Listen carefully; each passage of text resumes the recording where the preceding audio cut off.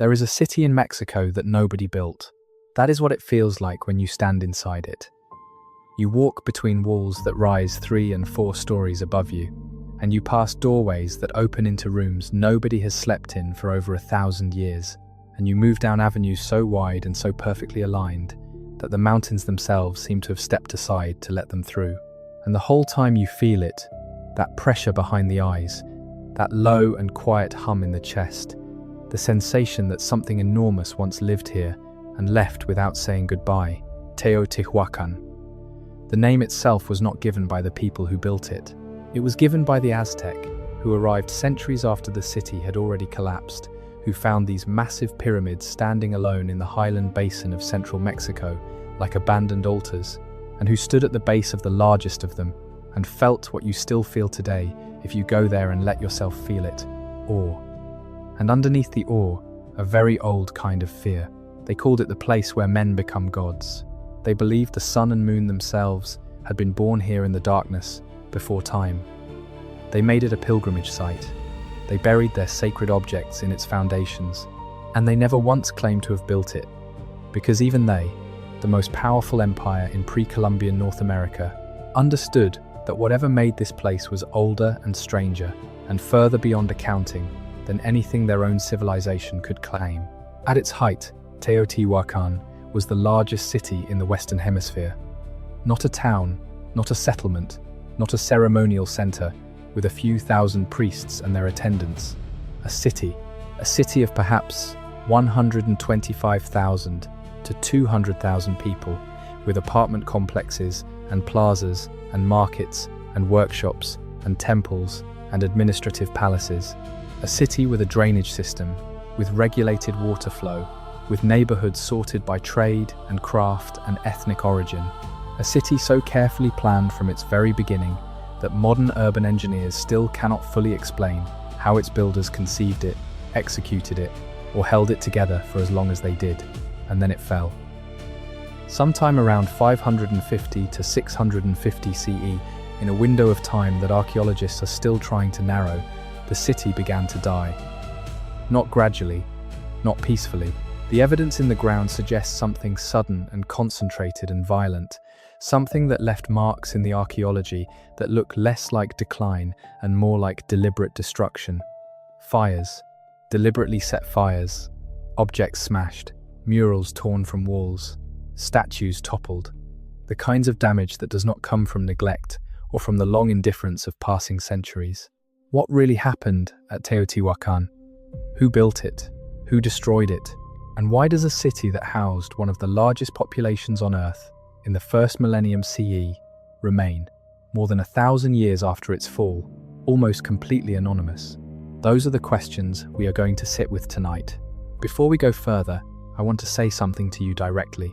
If you found this video, if you are settling in right now, maybe pulling a blanket up, maybe turning off a light, maybe just letting the day go quiet for the first time since you woke up this morning, then I am glad you are here. These are the stories that deserve the night. Not because they are frightening, though some of what we will discuss is genuinely unsettling, but because the best stories, the ones that actually ask something of you, need space. They need quiet. They need the kind of attention that is only possible when the rest of the world has gone still. Teotihuacan is one of those stories. It is not a quick mystery with a clean answer waiting at the end. It is the kind of mystery that gets deeper the longer you look at it. The kind that changes what you think you know about how civilizations work, about how they begin, and what it means when they end. It is the kind of story that stays with you. If you are watching this to fall asleep, that is exactly why I make these videos. Maybe subscribe and let me know where are you right now and what time is it. Now let us go back to the beginning. A long way back, to a basin ringed by volcanoes, to a spring that marked the ground, to the moment when the largest city in the pre-Columbian Americas was just an idea in the minds of people whose names we do not know. The basin of Mexico sits at roughly 7,000 feet above sea level, ringed by volcanic peaks that on clear days are visible for 100 miles in every direction. Popocatépetl to the southeast, still active, still smoking. Iztaccíhuatl beside it, the sleeping woman in the snow. Tlaloc to the east. The terrain is dramatic by any measure. a high-altitude lake system surrounded by mountains, the soil dark and volcanic, and extraordinarily fertile after millennia of ash deposits from those same surrounding peaks. Long before Teotihuacan existed, the basin supported human life. Hunter-gatherers moved through its forests. Early farming communities planted and harvested along its lakeshores, taking advantage of the wetland margins and the rich alluvial soils of the valley floors. But something changed around 100 BCE, and the thing that changed it was fire from the earth itself. The volcanic mountain called Zytel erupted in the southern part of the basin, covering the largest existing settlement, a town called Teotihuacan, in lava. Teotihuacan had been the dominant center of the region, a place with its own pyramid, its own agricultural networks, its own population of perhaps 20,000 people. The lava ended all of that in a geological instant. The people survived because Zytel's eruption, unlike Vesuvius at Pompeii, gave enough warning and moved slowly enough for evacuation. But their home was gone. The fields were gone. The pyramid they had built over generations was buried. A community that had taken centuries to develop was eliminated in the span of a season. What happened next is still a matter of some debate among specialists, but the archaeology points in one direction. The displaced people, and perhaps others drawn in by forces we do not yet fully understand, moved northeast. They moved to a place in the basin where a natural spring marked the landscape, where the terrain offered both defensibility and access to major trade routes, where the mountains aligned in particular ways that clearly mattered to whoever was making the decision about where to go. They moved to the place that would become Teotihuacan. The earliest construction at the site dates to roughly 100 BCE. But the city, as a planned urban organism of genuine scale, does not fully emerge until the 1st century CE.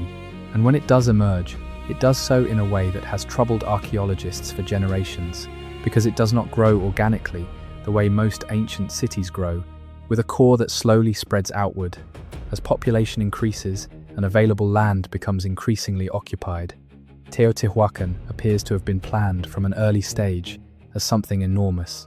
The orientation of its major axis, what we now call the Street of the Dead, was fixed very early in the city's development and maintained with extraordinary precision across the entire subsequent centuries of the city's growth and transformation. That axis is oriented at approximately 5 degrees east of north, not due north, not due east, 15.5 degrees specifically, to a degree of precision that required deliberate, astronomical calculation. That angle is not accidental. It has been the subject of decades of scholarly analysis, and the consensus now is that it was intentional, that it served astronomical and calendrical purposes, that it tracked something in the sky above the eastern horizon. The most compelling current hypothesis is that the angle marks the position on the horizon where the Pleiades star cluster rose helically in the period when the city was being laid out, roughly 150 to 200 CE. The Pleiades were enormously important in Mesoamerican cosmology, across virtually every culture in the region.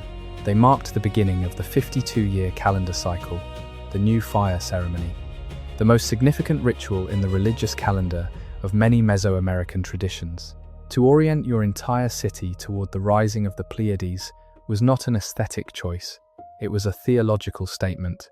It was a declaration in stone and geometry about what the city was, what it was for, and what kind of relationship it had with the forces that governed the sky.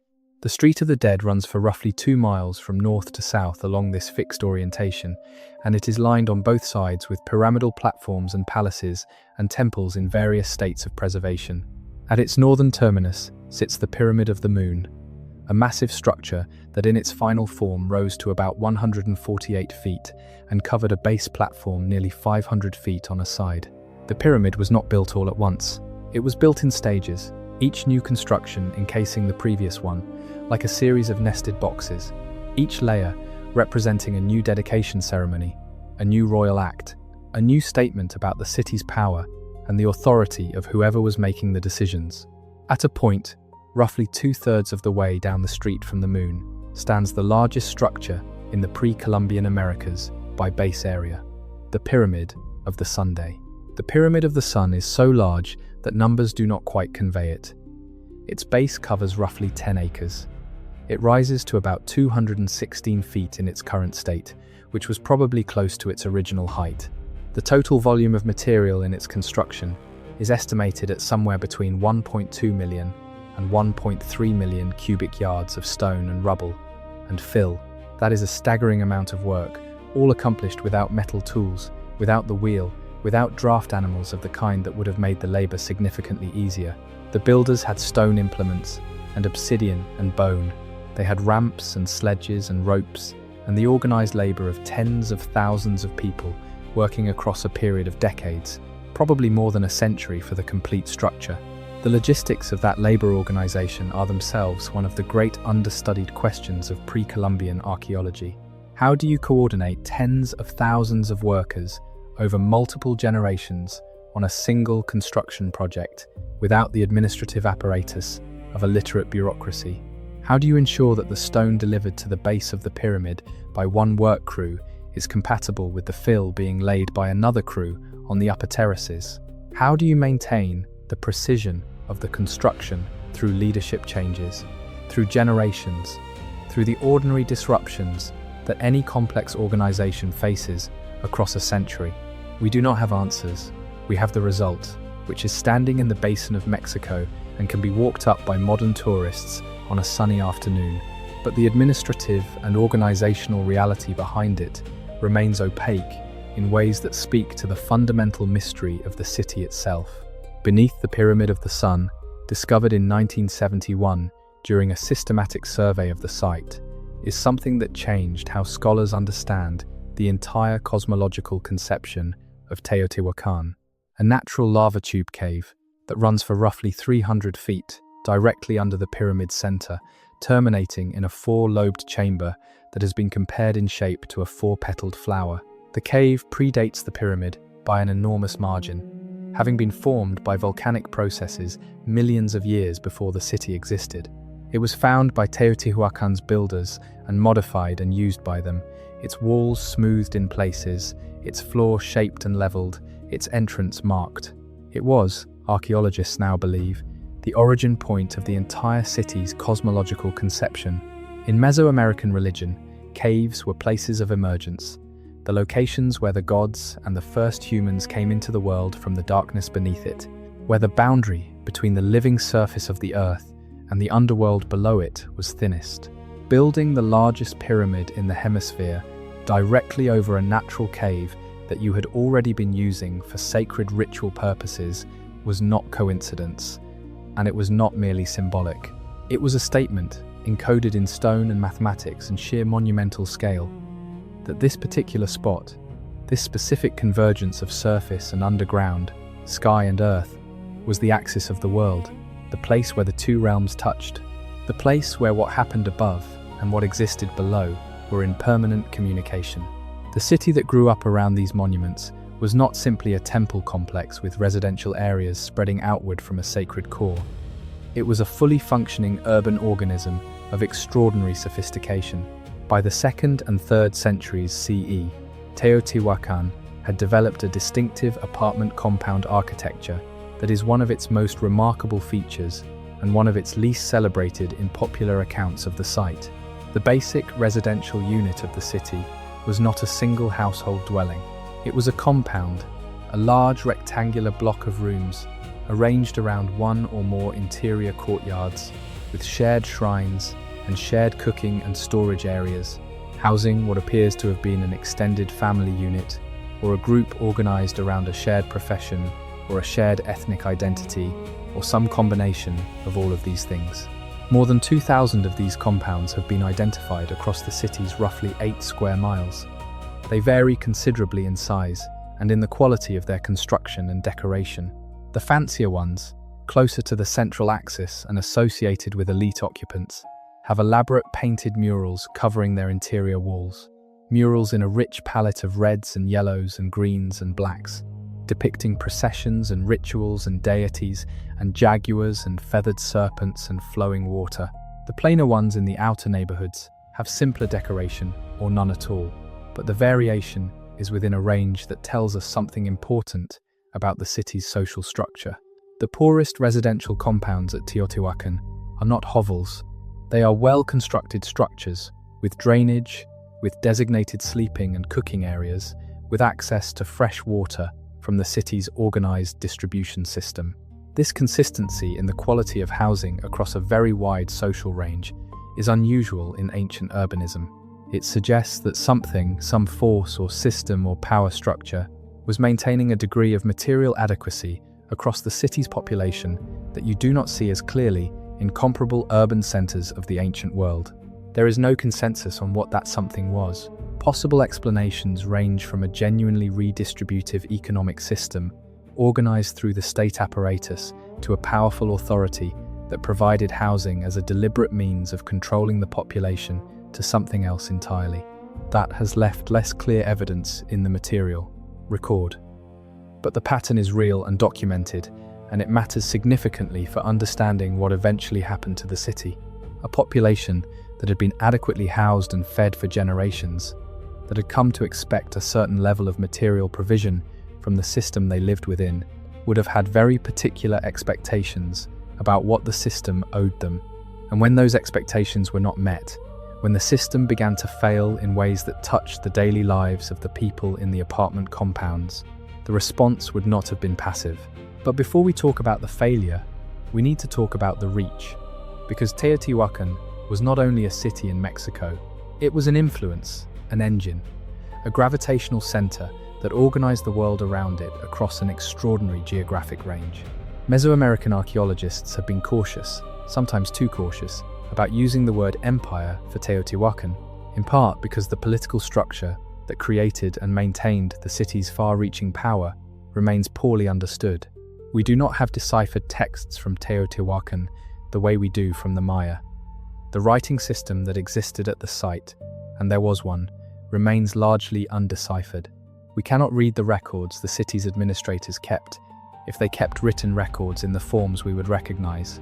We know the city primarily through its material culture, its architecture, its artifacts, and through its presence at sites that are sometimes hundreds of miles away from its own walls. That presence is one of the most telling facts about Teotihuacan. Its objects, and not just trade goods, but high-status ritual items, prestige materials, military equipment, architectural forms, appear at sites across an enormous geographic range. In Oaxaca, several hundred miles to the south, there is a distinct neighborhood at the great hilltop city of Monte Alban that archaeologists have identified as a Teotihuacan enclave, a community of people living in Teotihuacan-style compounds who appear to have maintained their own distinct identity within the larger Zapotec city, in the Gulf Coast lowlands, in the Maya highlands of Guatemala. At the great Maya site of Caminaljuyu in the Valley of Guatemala, where Teotihuacan influence was so strong in the 4th and 5th centuries CE that elite tombs there are built in Teotihuacan architectural style and filled with Teotihuacan-style ceramic vessels and ritual objects. Most dramatically, at the Maya lowland city of Tikal, in what is now the Petén region of northern Guatemala, there is a monument dating to 378 CE that records, in the fully deciphered Maya hieroglyphic script, the arrival of a man named Teotihuacan. Fire is born. He came from the west, from the direction of Teotihuacan. He arrived on a specific, calendrically noted date. On that same date, the existing king of Tikal died. The coincidence of arrival and death has been noted by every scholar who has worked on this problem, and the conclusions drawn from it range from diplomatic murder to coincidental timing, but the pattern is clear. Within a few years of Teotihuacan's arrival, a new dynasty had been installed at Tikal with clear and documented symbolic and material connections to Teotihuacan. The Teotihuacan owl and dart symbol, an icon associated with the city's war cult and with military authority, appears on Tikal monuments of this period. A figure who appears to represent the political and perhaps military authority of Teotihuacan is depicted in the iconography of these monuments in ways that subordinate the local Maya king to a foreign power. Scholars debate whether this represents military conquest, political alliance negotiated through marriage and tribute, commercial influence enforced by economic leverage, or some combination of all three. But the reach itself is not disputed. Teotihuacan touched the Maya world deeply and durably. It touched the Zapotec world. It touched the Gulf Coast. It was not just a city, it was a system, a center of gravity that organized, influenced, and in some cases, probably controlled vast territories and populations across distances that required weeks or months of travel. And then, in roughly the 6th century CE, it burned. The fire evidence at Teotihuacan was identified in the early decades of systematic archaeological work at the site and has been refined and expanded with every subsequent excavation season. It is not scattered or ambiguous. It is concentrated, specific, and patterned in ways that carry meaning. The fires burned the most prominent buildings on the Street of the Dead. They burned the palaces. They burned the administrative centers. They burned the structures most associated with the city's governing elite, the places where authority was housed and displayed and ritually enacted. The residential compounds of ordinary people, particularly those in the western and eastern neighborhoods further from the central axis, show much less fire damage, or in some cases, no fire damage at all. This pattern carries a message that the archaeologists who study Teotihuacan have been working out for decades. The targets of the burning were not random, they were specific. They were the buildings that housed power, that displayed authority, that made the statement, "This is where the people who control this place live and work and meet." The burning was not the result of accident or of an attacking enemy designed to eliminate the population at large. The burning was focused, deliberate, and aimed at the symbols of the existing order. This is the evidence that has pushed the dominant scholarly interpretation toward an internal uprising, a revolution from within the city itself. The people of Teotihuacan, or a significant faction of them, at some point in the 6th century CE, turned against their own ruling structure. To understand why that might have happened, we need to understand what that ruling structure was doing, or more precisely, what it was failing to do in the period leading up to the collapse. And here, the picture that emerges from the archaeology is one of mounting pressure, of a system being pushed beyond what it could sustain, of a society whose internal contradictions had been accumulating for generations and finally reached a crisis point from which there was no recovery. Population was one part of the pressure. By the 5th and 6th centuries CE, Teotihuacan held somewhere between 100,000 and 200,000 people in an area of roughly 8 square miles. That density is extraordinary by the standards of the ancient world, comparable to pre-industrial London at its most crowded, or to medieval Cairo at its peak. Feeding that many people in an era before industrial agriculture required not just the resources of the immediate basin, but a supply system that drew on production from a very wide catchment area. The lake system of the Basin of Mexico was heavily managed for food production. The forests on the surrounding mountains were cleared for fuel, for construction materials, for agricultural land. The pressure on local ecological systems was, by the standards of the ancient world, genuinely extreme. We have evidence of what this pressure looked like in the paleobotanical record, in the pollen cores drawn from lake sediments in the basin. Deforestation is visible in these cores as clearly as anything in the geological record. The diversity of tree pollen in the sediment drops sharply in the layers corresponding to Teotihuacan's peak population centuries. What replaces it in the pollen record is agricultural indicator species, and the pollen of the plants that colonize, disturbed, and cleared ground. The weeds and pioneer species that move into land after the forest has been cut. The forests around the city were going away, replaced by fields and then by eroding hillsides as the agricultural expansion pushed further and further up the slopes that the deforestation had stripped bare. Deforestation in a highland basin at 7,000 feet has consequences that ripple through time in ways that are difficult to fully model, but that the archaeology documents clearly enough to follow. It reduces the capacity of the watershed to absorb and retain rainfall. It increases erosion, which affects both the quality of agricultural soil in the valley floors, where the eroded material accumulates, and the productivity of the hillside fields that have been stripped of their protective cover. It may alter local precipitation patterns, reducing the amount of moisture the landscape retains and releases, potentially making the dry seasons longer and the transition to the rainy season more uncertain. For a city that depended on rain-fed agriculture as the foundation of its food system, with tens of thousands of people to feed each year, these were not small or manageable risks. They were existential ones, accumulating slowly and then, potentially, arriving all at once.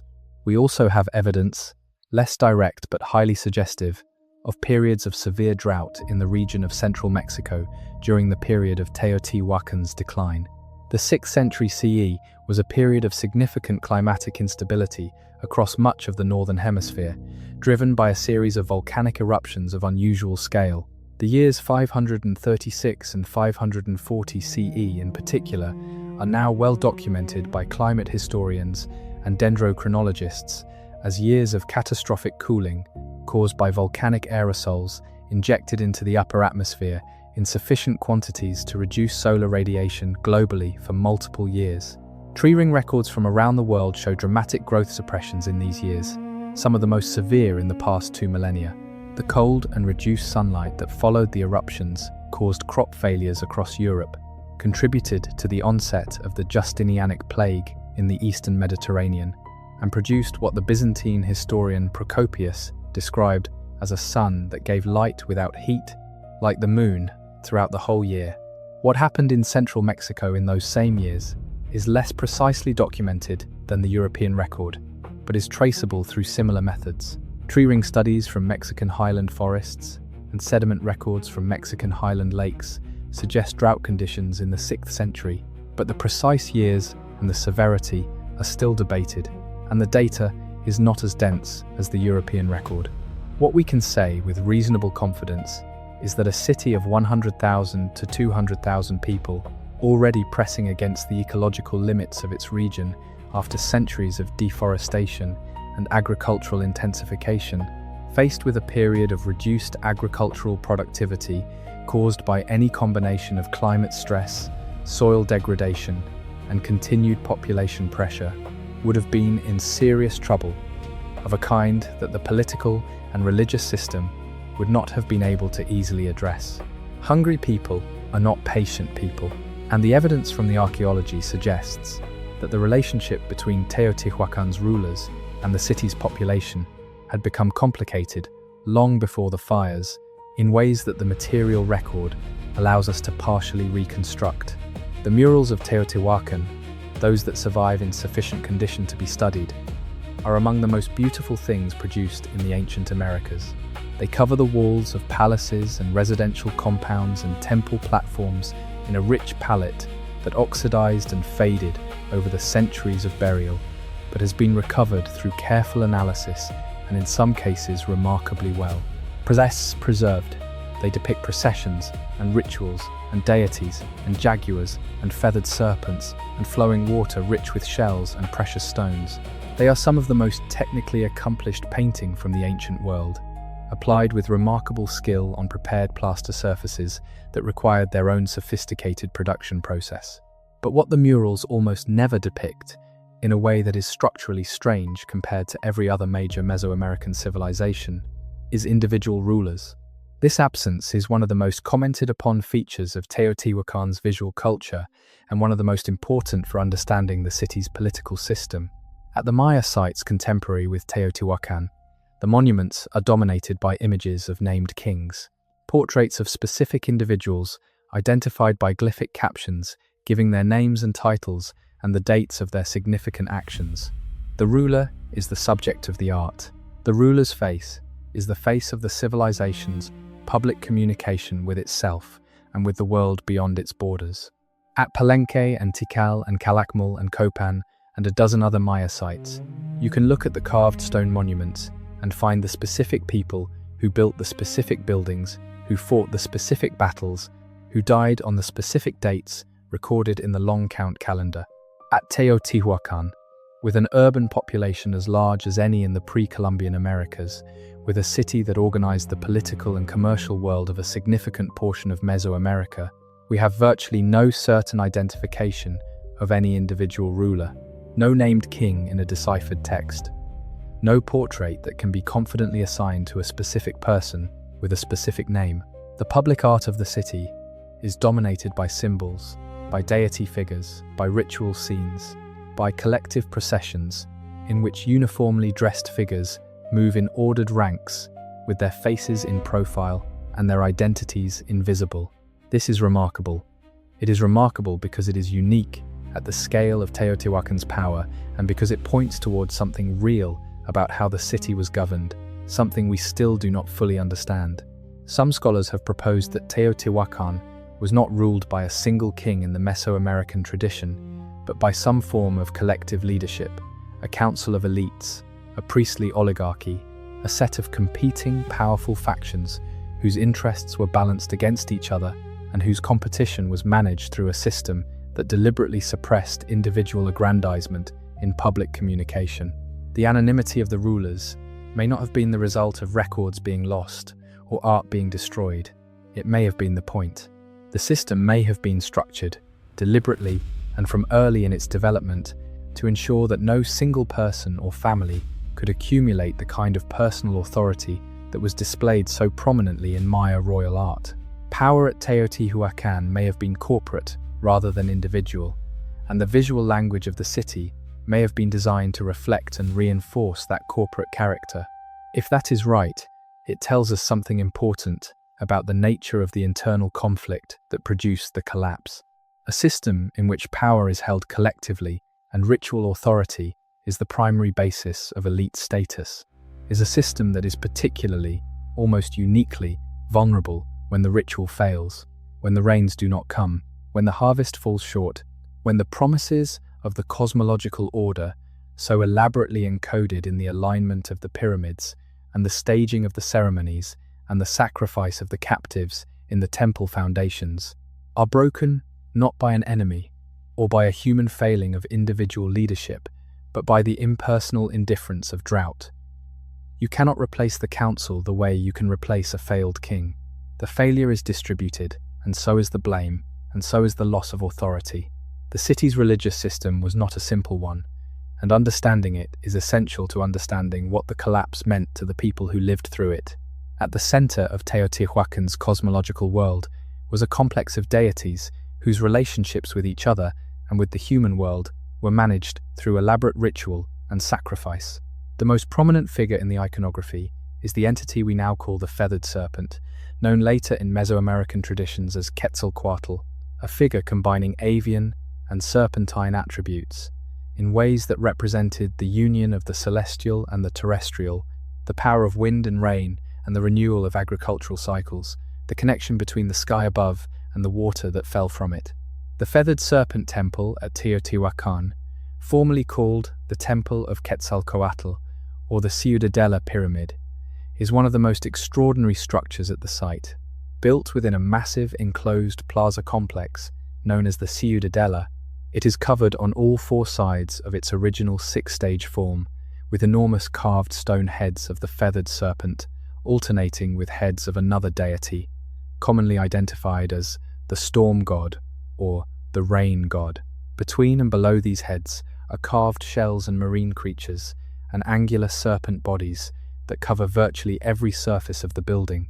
The temple was constructed to hold all of this visual program together in a statement about rain and water and agricultural renewal that was comprehensible to everyone who looked at it. It was, in effect, a machine for making promises about what the cosmological order would deliver to the people who honored it and supported the ritual system that maintained it. And inside the temple's foundations, archaeologists have found, beginning in the 1980s and continuing through excavation seasons that are still ongoing, something that changed how scholars understand the city's nature and the nature of its power in ways that are still being fully processed. Mass burials, sacrificial burials, of a scale and organization that speaks to the absolute authority of whoever was making these decisions and the system within which those decisions were being made. The sacrificial burials in the Feathered Serpent Temple number more than 200 individuals identified to date, and the excavation of the tunnel system beneath the Ciudadela complex has continued to reveal additional contexts. The individuals were buried in groups at the four corners and along the sides of the pyramid, at numbers that correspond to calendrical counts in ways that are clearly intentional. 20 individuals here, placed at the corner of a specific construction stage, 18 there, 17 in another context. Numbers that appear elsewhere in Mesoamerican ritual numerology, that are not random, but are structured according to a system of counting that had religious significance. The individuals were bound, their hands placed behind their backs. They wore ornaments of shell and jade and obsidian. Many wore necklaces made of human maxillary teeth, a detail that is arresting in its specificity and speaks to a ritual vocabulary that was precise and meaningful to those who enacted it. The military imagery associated with many of the burials, the presence of spear points and atlatl darts and obsidian blades, suggests that many of these individuals were warriors, possibly high-status captives taken in raiding or warfare against populations outside the city. More than 200 people killed in ritual sequences and interred in the foundations of a building dedicated to a deity of rain and renewal. This was the scale on which Teotihuacan operated, and it tells us something about the relationship between the city's ruling system and the city's population that we need to sit with, because it is essential context for what eventually happened. The promise that the religious system made was simple in its structure, whatever its ritual complexity. We will perform the rituals that keep the world in order. We will make the sacrifices that the gods require of us. We will pay the price in blood and labor and tribute that the cosmos demands. And in exchange, the rain will come and the crops will grow and the city will endure. This was the bargain at the center of Teotihuacan's social contract, as it was at the center of virtually every large pre-modern civilization's social contract in some form. The bargain was underwritten by violence.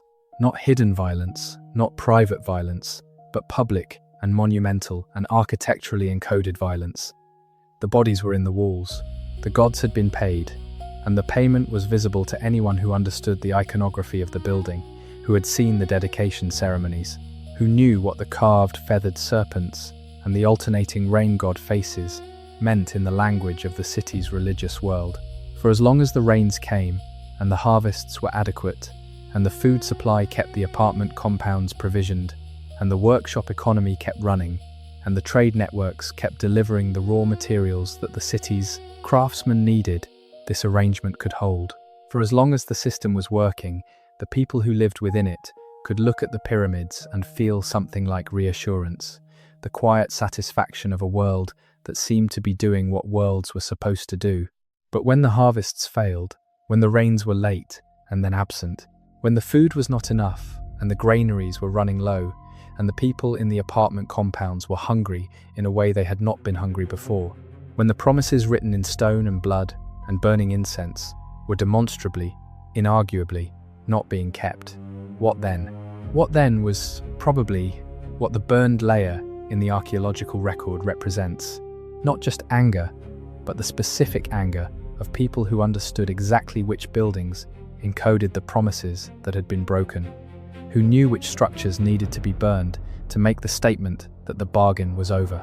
The question of who exactly set the fires is one that archaeologists have approached from multiple lines of evidence.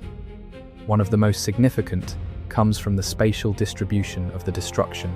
The buildings on the Street of the Dead were not burned from outside by an attacking army moving up the avenue and systematically destroying everything in its path. The fire damage patterns, examined in careful detail during excavations over many decades, suggest burning from inside the structures, from within the rooms and the inner courts of the palaces and administrative buildings. This is not the pattern of conquest by an external enemy. This is the pattern of people who already had access to the buildings, who knew which rooms were ceremonially significant and which stored the elite goods that represented the ruling class's material wealth, who were conducting a deliberate program of targeted destruction against specific symbols of the authority that had governed their lives. There is also skeletal evidence from some of the burned contexts that does not look like the mass execution of a population by an outside conquering force. It looks more like individuals caught in the fires, people who were in the buildings when they burned and could not or did not get out in time. The individuals in these burned contexts appear, based on associated objects and the quality of the rooms in which they were found, to have been elite, to have been members of the class that the buildings were built to house and celebrate. The people who burned may have been, in some cases, the ones being burned. This is, of course, reconstruction from fragmentary evidence. The dating is not precise enough to establish the sequence of events day by day or even season by season. What we are working with is the residue of something that happened, and we are trying to understand it the way a careful analyst tries to understand a complex event when all the participants have been gone for 14 centuries, and the only testimony is in the material itself. But the picture that emerges, the one that most Teotihuacan specialists now accept as the most plausible working hypothesis, is this: the city's internal contradictions, ecological stress from centuries of intensive land use, possible climate disruption from the volcanic events of the mid-6th century, a political and religious system whose legitimacy rested on promises about agricultural productivity that the system could no longer deliver, produced an upheaval from within.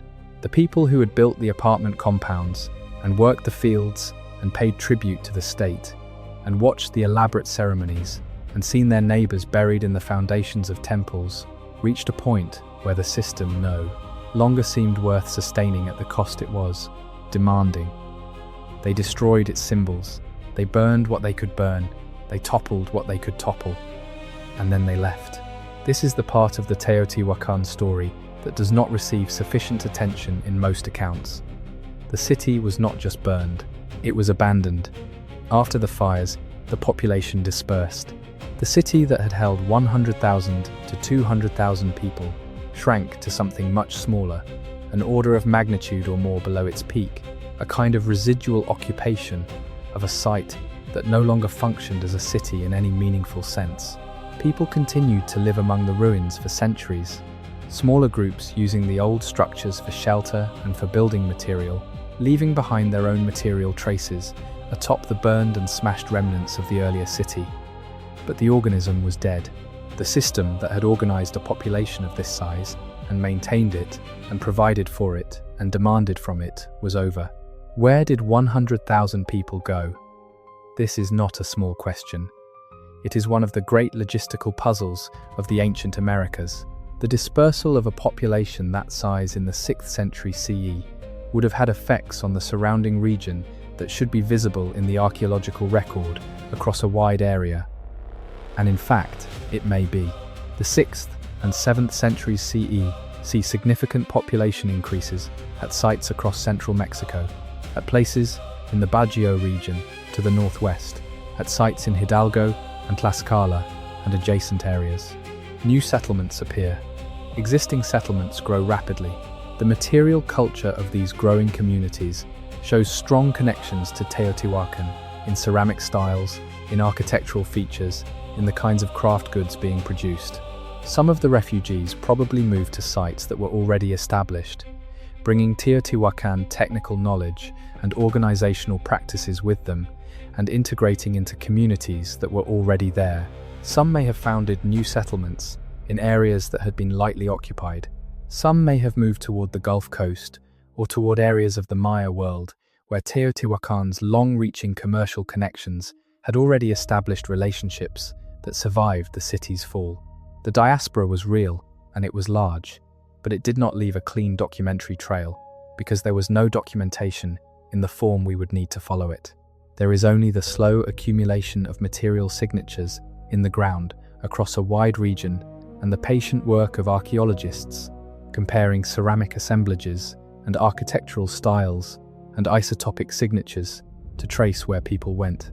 The effect of the collapse on the wider Mesoamerican world was significant and in some ways fairly immediate. The city that had been the organizing gravitational center of a continent-scale trade and political network was gone. The supply chains it had maintained, the political relationships it had brokered or imposed, the military presence it had projected at sites like Tikal and Caminaljuyu, all of that ended or began to unravel with the city's collapse. At Tikal, the dynasty that had been installed with apparent Teotihuacan backing went through its own period of political disruption in the late 6th and 7th centuries. The great cities of the Maya lowlands which had grown powerful partly in connection with the Teotihuacan network, began their own long process of internal conflict and regional reorganization that would eventually, several centuries later, produce the Maya collapse itself. The Zapotec city of Monte Alban, which had maintained its own complex relationship with Teotihuacan across centuries, entered a period of decline in the 7th and 8th centuries. The Gulf Coast sites that had been nodes in Teotihuacan's trading system were disrupted in ways that are visible in the material record. The world that Teotihuacan had organized was reorganizing itself, painfully and slowly, without the center that had organized it. That process took centuries. The political vacuum left by the city's fall was eventually filled, partly and imperfectly, by new powers in different configurations. The city of Cholula, south of the basin of Mexico, which had been a significant center before the collapse, continued to grow and became one of the largest cities in Mesoamerica in the centuries after Teotihuacan fell. New regional states emerged in Hidalgo, in Oaxaca, in the Gulf Coast lowlands. Eventually, several centuries after Teotihuacan's fall, new civilizations would develop in the basin of Mexico itself, drawn back by the same fertile volcanic soils and lake resources that had attracted the first settlers to the region. The Toltec state, centered at Tula in what is now Hidalgo, would claim connections to the Teotihuacan tradition and use those claims as a source of legitimacy. The Aztec, arriving last in the basin of Mexico, would look at the ruins on its northeastern edge and build an entire cosmological narrative around what they found there, making the abandoned city the birthplace of the current sun and moon, making it the sacred geography at the origin of their own identity as the people chosen to maintain the world through their ritual actions and sacrifices. This is perhaps the strangest afterlife of any ruined city in the ancient world. Teotihuacan was not forgotten. It was elevated, mythologized, made into the origin story of civilizations that came after it. The anonymity of its rulers, the undeciphered state of its written record, the sheer incomprehensible scale of its monuments, made it available for new meanings in ways that a city with a fully documented history could never be. It became a screen onto which later peoples could project whatever the moment required. Sacred origin, proof of divine favor, evidence that their own tradition went back to the beginning of the world. The Aztec excavated in the ruins deliberately and repeatedly, not with the systematic care of modern archaeologists, but with purpose, hunting for objects charged with the power of the Age of Origins.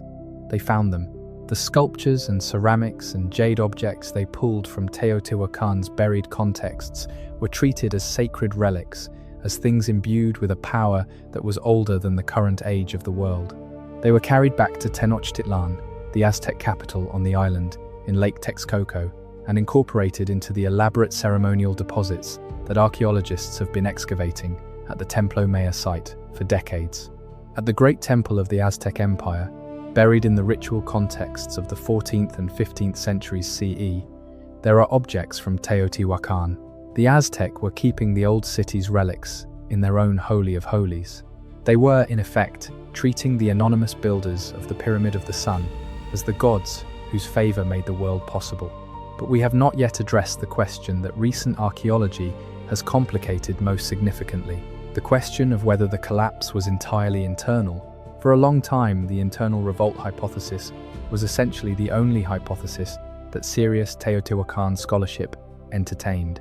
The pattern of the fires, the focus on elite buildings, the evidence of destruction from within rather than from without, all seemed to point clearly to a homegrown collapse. There was no compelling evidence of an external military force strong enough to overwhelm a city of Teotihuacan's size and apparent military capacity, and the city's massive population and its presumably defended position seemed to make the idea of conquest by an outside power implausible. The city was too large, too organized, too powerful to be taken by force from outside. But some of the evidence from the most recent excavations has opened questions that were not previously on the table, questions that scholars are still working through and that do not yet have clear answers. Isotopic analysis of skeletal remains from the burned and destruction contexts at Teotihuacan is one of the most productive recent methodological additions to the research toolkit. The strontium isotope ratios in human bone and tooth enamel record the geological signature of the water and food consumed during a person's childhood and adolescence, and different geological regions leave different signatures that can be measured with high precision in a laboratory. By comparing the isotopic ratios of individuals found in the burned contexts at Teotihuacan with the baseline ratios for the local basin of Mexico, researchers can identify people who spent their formative years in different regions. Some of the individuals found in the burned contexts at Teotihuacan were not from the local basin. Their isotopic signatures suggest origins in regions to the north and northwest of the city, in what we now call the Bajío region, and in areas even further north, where the cultural frontier between Teotihuacan's sphere of influence and the mobile populations of northern Mexico was maintained and contested. This could be interpreted in various ways, and it is important not to overread the evidence. These individuals could have been long-term residents of the city who had migrated to Teotihuacan from other regions earlier in their lives, which would have been entirely normal in a city of Teotihuacan's cosmopolitan scale, a city that is already documented to have drawn people from a wide geographic range through isotopic analysis of teeth from earlier, non-crisis contexts. They could have been traders or skilled craftsmen or political representatives of northern communities who were present in the city for perfectly ordinary reasons when the violence began. Or they could have been something else, something that the evidence gestures toward without fully specifying. The Bajío region, to the north and northwest of the basin of Mexico, was home to populations that Teotihuacan had maintained complex and sometimes adversarial relationships with across its history. There is iconographic evidence from Teotihuacan itself of what appears to be military conflict, or at least military engagement, with populations from the northern frontier. Some of the murals at the site include figures in styles that have been associated with northern frontier cultural traditions. There is evidence of what appears to be an organized northern frontier system, fortified communities and outposts that suggest Teotihuacan was actively managing and defending a border with populations to the north that were not integrated into its system in the way that the Zapotec enclave or the Gulf Coast trading communities were.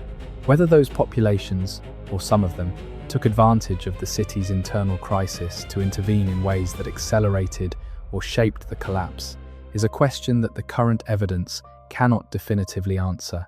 The cleanest interpretation of the available data remains that the city collapsed primarily through internal processes, with ecological stress and the failure of the political and religious system producing a crisis that the city's own population resolved through violence against the symbols of authority. But the possibility that external groups were somehow involved, as opportunists taking advantage of a city weakened from within, as participants drawn into an internal conflict, or in some other capacity, that the evidence currently only hints at, cannot be ruled out on the available evidence. The honest answer is that Teotihuacan's collapse was almost certainly more complicated than any single narrative can capture. Complex systems do not typically fail for single reasons. They fail because multiple pressures converge at approximately the same moment, each one manageable in isolation but collectively overwhelming.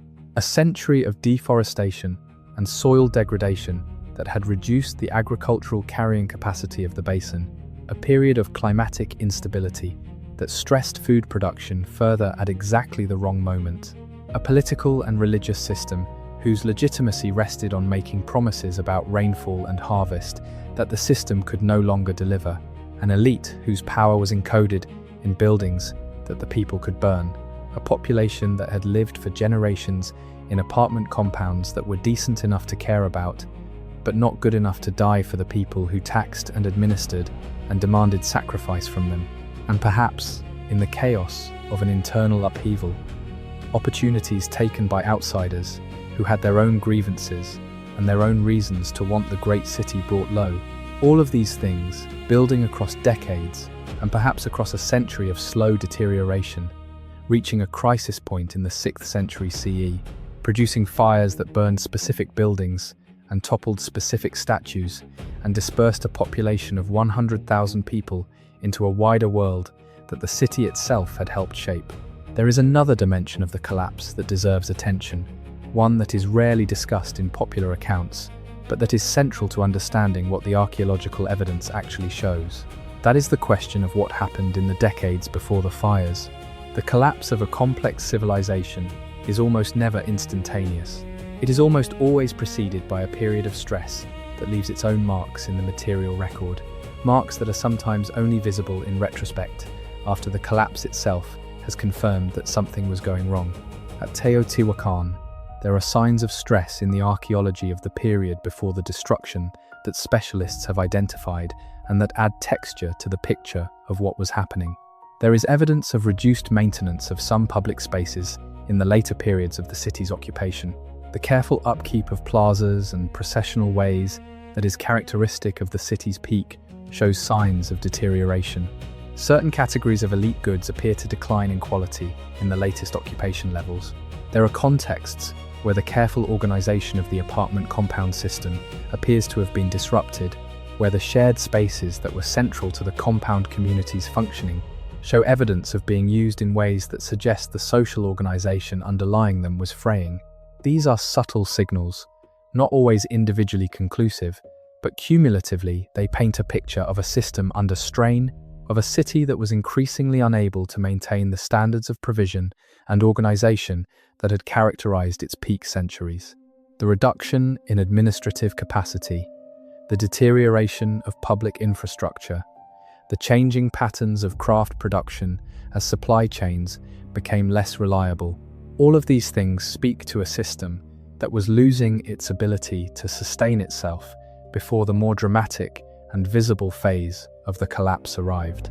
This is important because it suggests that the people who lived through the final years of Teotihuacan's functioning as a city were not unaware that something was going wrong. They saw the fountains that were not flowing with the regularity they once had. They saw the plazas that were not being repaired. They saw the quality of goods in the markets declining. They experienced the shortages that came from disrupted supply chains. They lived the reality of an agricultural system that was delivering less than it once had. They had context. They could compare what the city was doing in the years before the fires with what the city had done in the generations before that. And the comparison, if the archaeology is reading the material correctly, was not favorable to the current moment. There is also the question of what the religious system was doing in this period. When rains fail and crops fall short in a society whose religious specialists have claimed the ability to ensure rain and adequate harvest through ritual action, those religious specialists face a fundamental problem of credibility. The standard response, across many cultures and periods, has been to intensify the ritual, to demand more sacrifice, to claim that the inadequacy of the previous efforts explains the continuing failure and that greater efforts will produce different results. At Teotihuacan, we do not have direct evidence of what the ritual calendar looked like in the period before the collapse, but we have indirect evidence that sacrifice continued and may have intensified. The demand for tribute that fueled the ritual system did not simply stop when the harvests became less reliable. A population asked to pay more, in tribute and in sacrifice, during a period when the system is delivering less and when the standard of living is visibly declining, is a population that is accumulating a very particular kind of grievance. Not abstract political dissatisfaction, but the specific, material, daily grievance of people who are being asked to give more to a system that is taking from them and not giving back in the ways it promised to give back. The apartment compounds that housed the city's ordinary population were, in this reading, not just residential structures.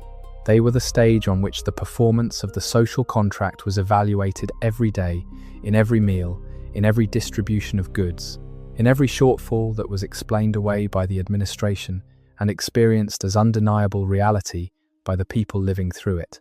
When the fires came, they did not come from nowhere.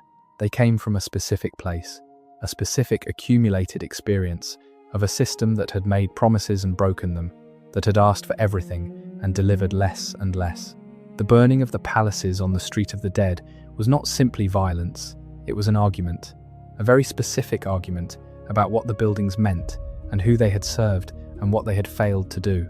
After the collapse, after the fires and the dispersal, The physical ruins of Teotihuacan did not lie empty and untouched in the landscape. The site continued to attract people, in smaller numbers and for different purposes, across the centuries of the early post-collapse period. Some of the residential compounds that had not been destroyed continued to be occupied. The massive platforms of the Street of the Dead were used as foundations for smaller and simpler structures built from material salvaged from the larger ruins. People lived and worked in the shadow of the Great Pyramids in a way that was qualitatively different from the organized urban life of the city's peak.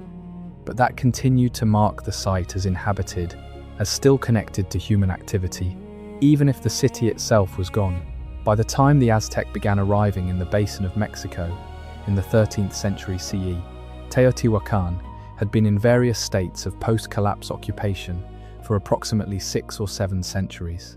The great platforms were still visible. The pyramids of the sun and moon still dominated the landscape in the way they still do today.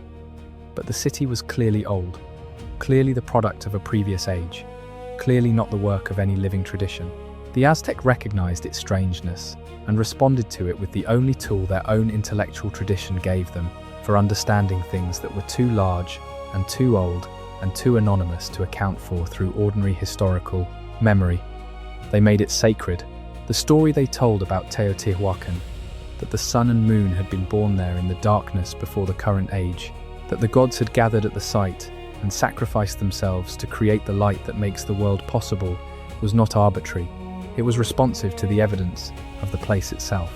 A city that large, that carefully planned, that monumental in its ambitions, a city that had organized the world of its time in ways that still left traces in the material culture of communities hundreds of miles away, demanded an explanation proportionate to its scale.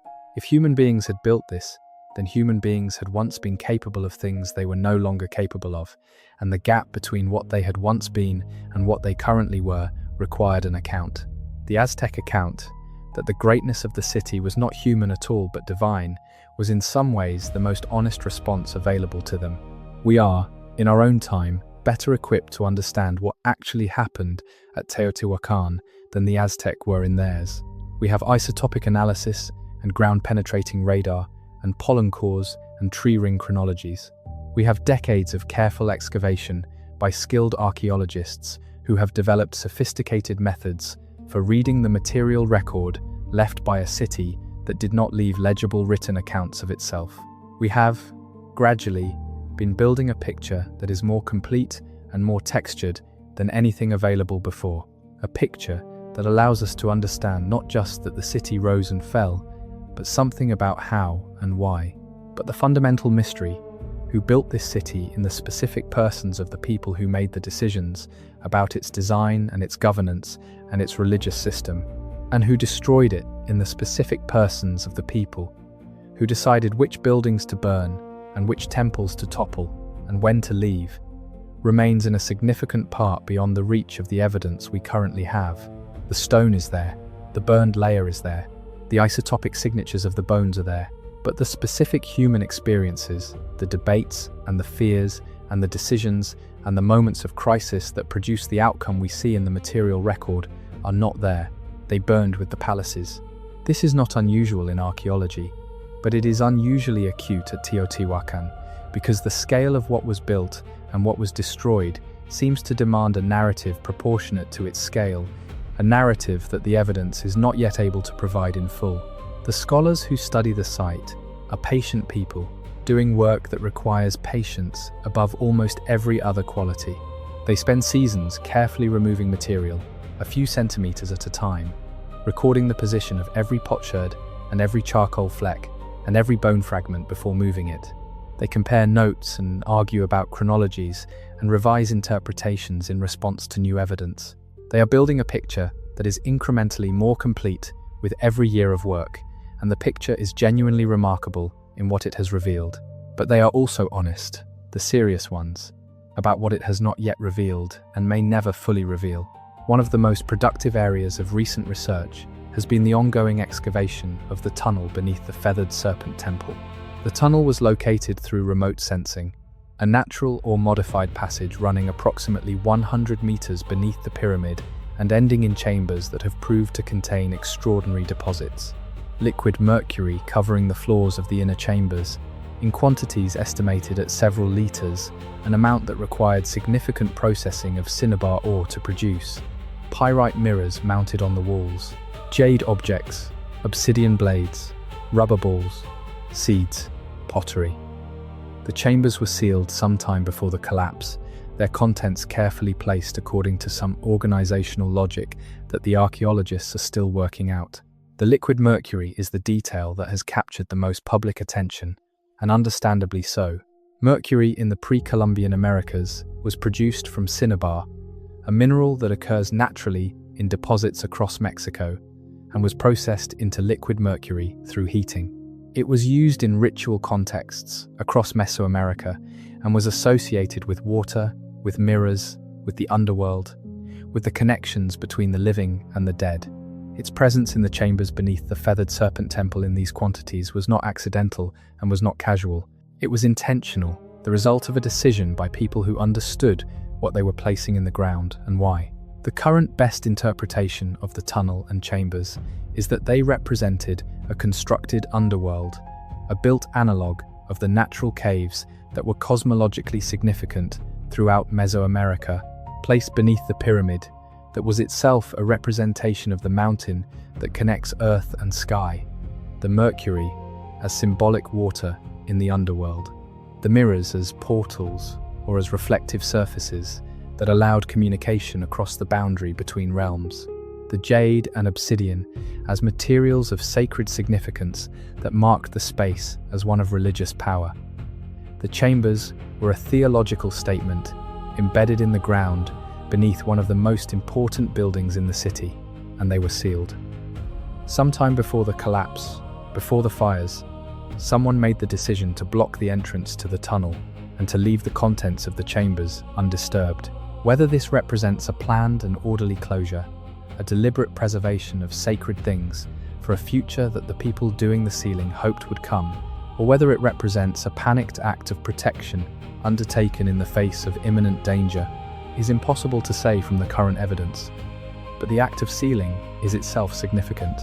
It suggests that at least some people associated with the administration of the feathered serpent temple were aware that something was ending, that the normal functions of the space could no longer continue, and that the objects within it should be protected rather than left accessible. This is consistent with a picture of a collapse that had a period of anticipation before its most violent phase, a period during which at least some members of the elite, those with access to the sacred spaces of the city's most important temples, knew that the system was failing and were making decisions about what to protect and what to abandon. The mercury sealed in the chambers beneath the feathered serpent temple has been there for roughly 15 centuries since the city's fall. The scholars who entered the tunnel and found it are the first people to have seen those chambers since whoever sealed them walked away.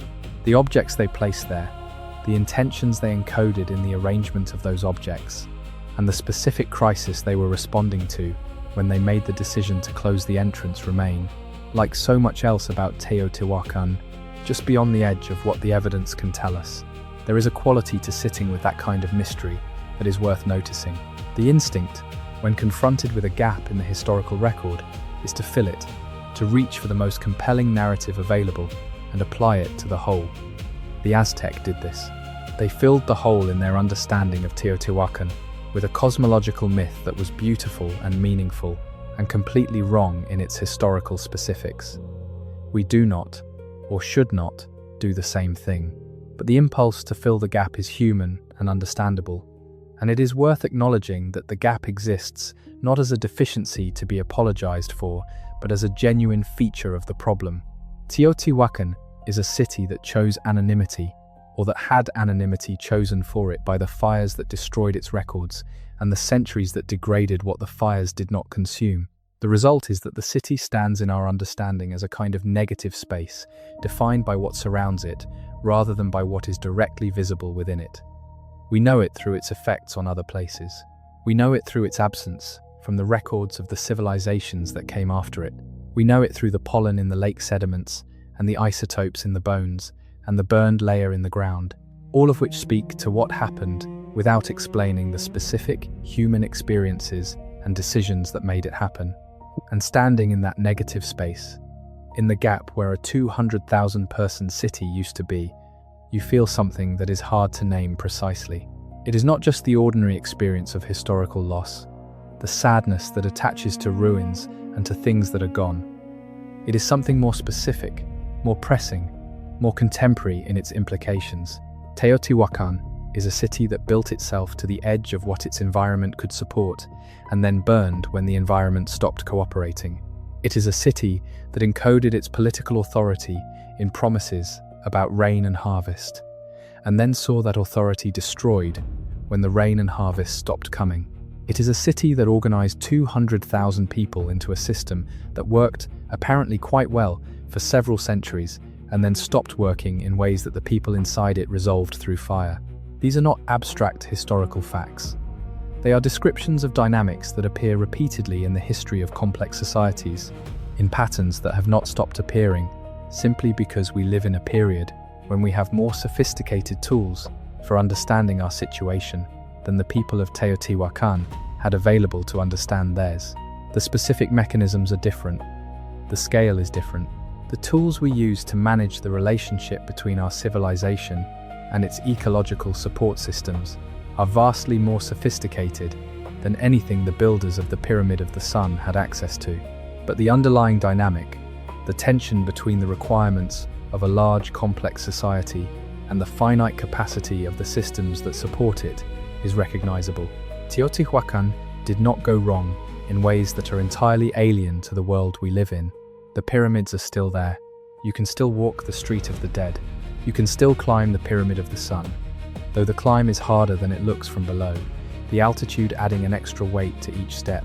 The afternoon sun in the basin of Mexico being a serious thing if you are not accustomed to it.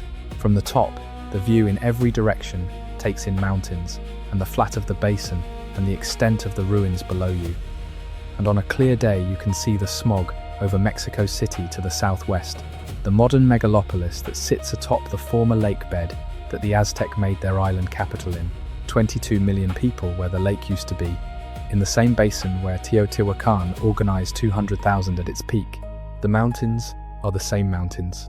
The sky is the same sky, the 15.5-degree alignment that the city's founders calculated with such care still points at exactly the same place on the horizon where the Pleiades rose helically in the centuries around the time of Christ. The mathematics does not go away. The geometry is permanent. Only the people are gone. The specific people who looked at this landscape and decided to build here, who organized the labor that carried millions of cubic yards of material to create the Pyramid of the Sun, who lived in the apartment compounds and worked in the workshops and attended the ceremonies and paid the tribute and eventually set the fires. They are gone in a way that is very nearly final. The bones remain in the ground, in museum collections, in the laboratory contexts where the isotopic analysis is performed. But the voices, the specific interior experiences of the people who lived and died in this city, are as absent as the mercury in the sealed chambers is present. Close enough to touch, separated by a boundary that is permanent. The Aztec understood this and responded to it with the tools they had. They said the gods were born here. They said this was the beginning of the world. They were wrong about the mechanism and right about the scale. Something extraordinary did happen here, something that was built and maintained for centuries and then ended in ways that the material record documents but cannot fully explain. The story of what it was and what it meant and what happened to it is still, more than 14 centuries after the fires, incomplete. The scholars who work at the site are adding to it, carefully and patiently, and in the full knowledge that the most interesting questions are not the ones that will be answered in the next excavation season. They are the ones that will require generations more of careful work to approach, if they can be approached at all. And some of them will remain permanently beyond reach, sealed, like the chambers under the feathered serpent temple, holding what they hold in the dark below the stone. Tonight, from wherever you are, you have been inside one of those questions. The question of what it means to build something enormous and then lose it. The question of what the people inside a failing system understood about what was happening to them. The question of what remains when the records are burned and the voices are gone, and only the stone and the ground and the patient accumulation of evidence are left to speak. Teotihuacan does not answer these questions. It is the questions. It has been waiting 14 centuries for someone to sit with them quietly enough to hear them. The place where men become gods. The place where the sun and moon were born in the darkness before time. The place where a city of 200,000 people burned and scattered and left behind only the stone and the silence and the slowly filling work of people trying, with all the tools the present gives us, to understand what happened there. The pyramid is patient. The questions will wait. The Mercury sits in the sealed chambers under the feathered serpent temple, where whoever placed it left it 15 centuries ago, in a darkness that has not been disturbed since the entrance was blocked and the city above it was set on fire. The stone is still there, still oriented 15.5 degrees east of north, still watching for the Pleiades, still asking, in the only language it has, what it meant to be what it was and to become what it is now. Sleep well, but we are not done yet. Because the story of Teotihuacan has layers that we have not yet fully examined, layers that exist not in the burned central axis of the city, but in the neighborhoods and the workshops and the evidence of daily life that is preserved in the apartment compounds and the craft production areas and the obsidian workshops and the markets.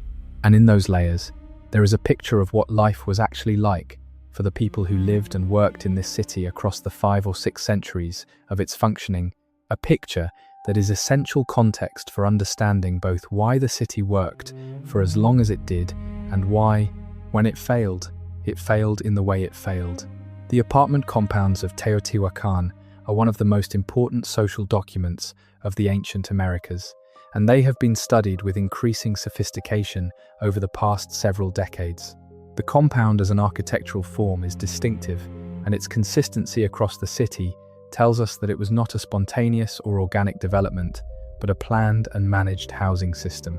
Someone, at some level of the city's administration, decided that people in Teotihuacan would live in compounds of this general type, and that decision was enforced, or at least maintained, across the life of the city. The compounds vary in size.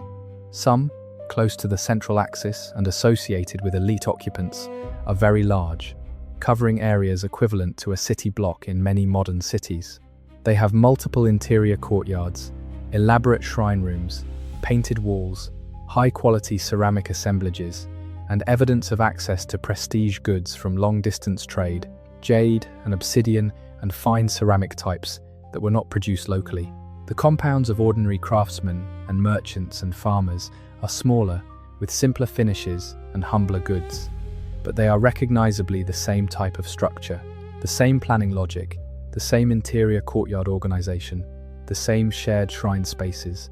The compound, as a social unit, was universal in the city in a way that suggests it was both a practical solution to housing a very large population in a relatively dense urban environment, and a social technology for organizing that population into manageable units. Within the compounds, the evidence for daily life is extraordinarily rich. Cooking areas are identifiable by the distribution of ceramic cooking vessels and by the remains of hearths. Storage areas are marked by the concentrations of large storage jars. Craft production areas are identifiable by the distribution of production debris, the waste flakes of obsidian knapping, the molds and wasters of ceramic production, the spindle whirls and loom weights of textile production. Sleep areas are sometimes identifiable by the distribution of mats and by the spacing of sleeping platforms. The picture that emerges from this evidence is of a population organized into household units that were simultaneously residential and productive, that combined daily life with craft production in ways that made the apartment compounds simultaneously a home and a workshop. Teotihuacan's economy was not organized along modern lines of separation between the domestic and the commercial. The household was the production unit, the compound was the factory and the home at once. This has implications for understanding the city's economic organization and its relationship to the state. If production was organized at the household level within the compound system, then the state's relationship to economic production was mediated through the compounds themselves. The state could extract tribute from compounds, could organize compounds into production quotas for specific goods, could allocate raw materials to specific compounds, and collect finished goods from them, all without needing the kind of centralized workshop organization that characterizes some other ancient urban economies. The flexibility and resilience of a household-based production system is real, but so is its vulnerability. A household that is stressed, that is not receiving the raw materials it depends on, that is producing less because the tribute burden is too high or the supply chains are disrupted, is a household that has a concrete and daily experience of the system failing. One of the most important areas of craft production at Teotihuacan, and one of the most thoroughly studied, is obsidian working. Obsidian is volcanic glass, found in outcrops near volcanic mountains, and it produces the sharpest cutting edges available in the pre-metal world. Edges that are, at the microscopic level, sharper than the finest surgical steel.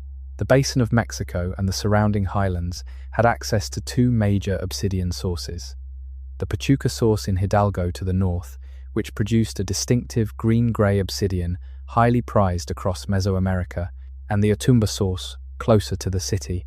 Both were exploited by Teotihuacan's artisans, who produced obsidian blades and points and scrapers and other implements in very large quantities for both local use and long-distance trade. The obsidian workshops at Teotihuacan have been studied extensively, and the evidence they provide is detailed and fascinating.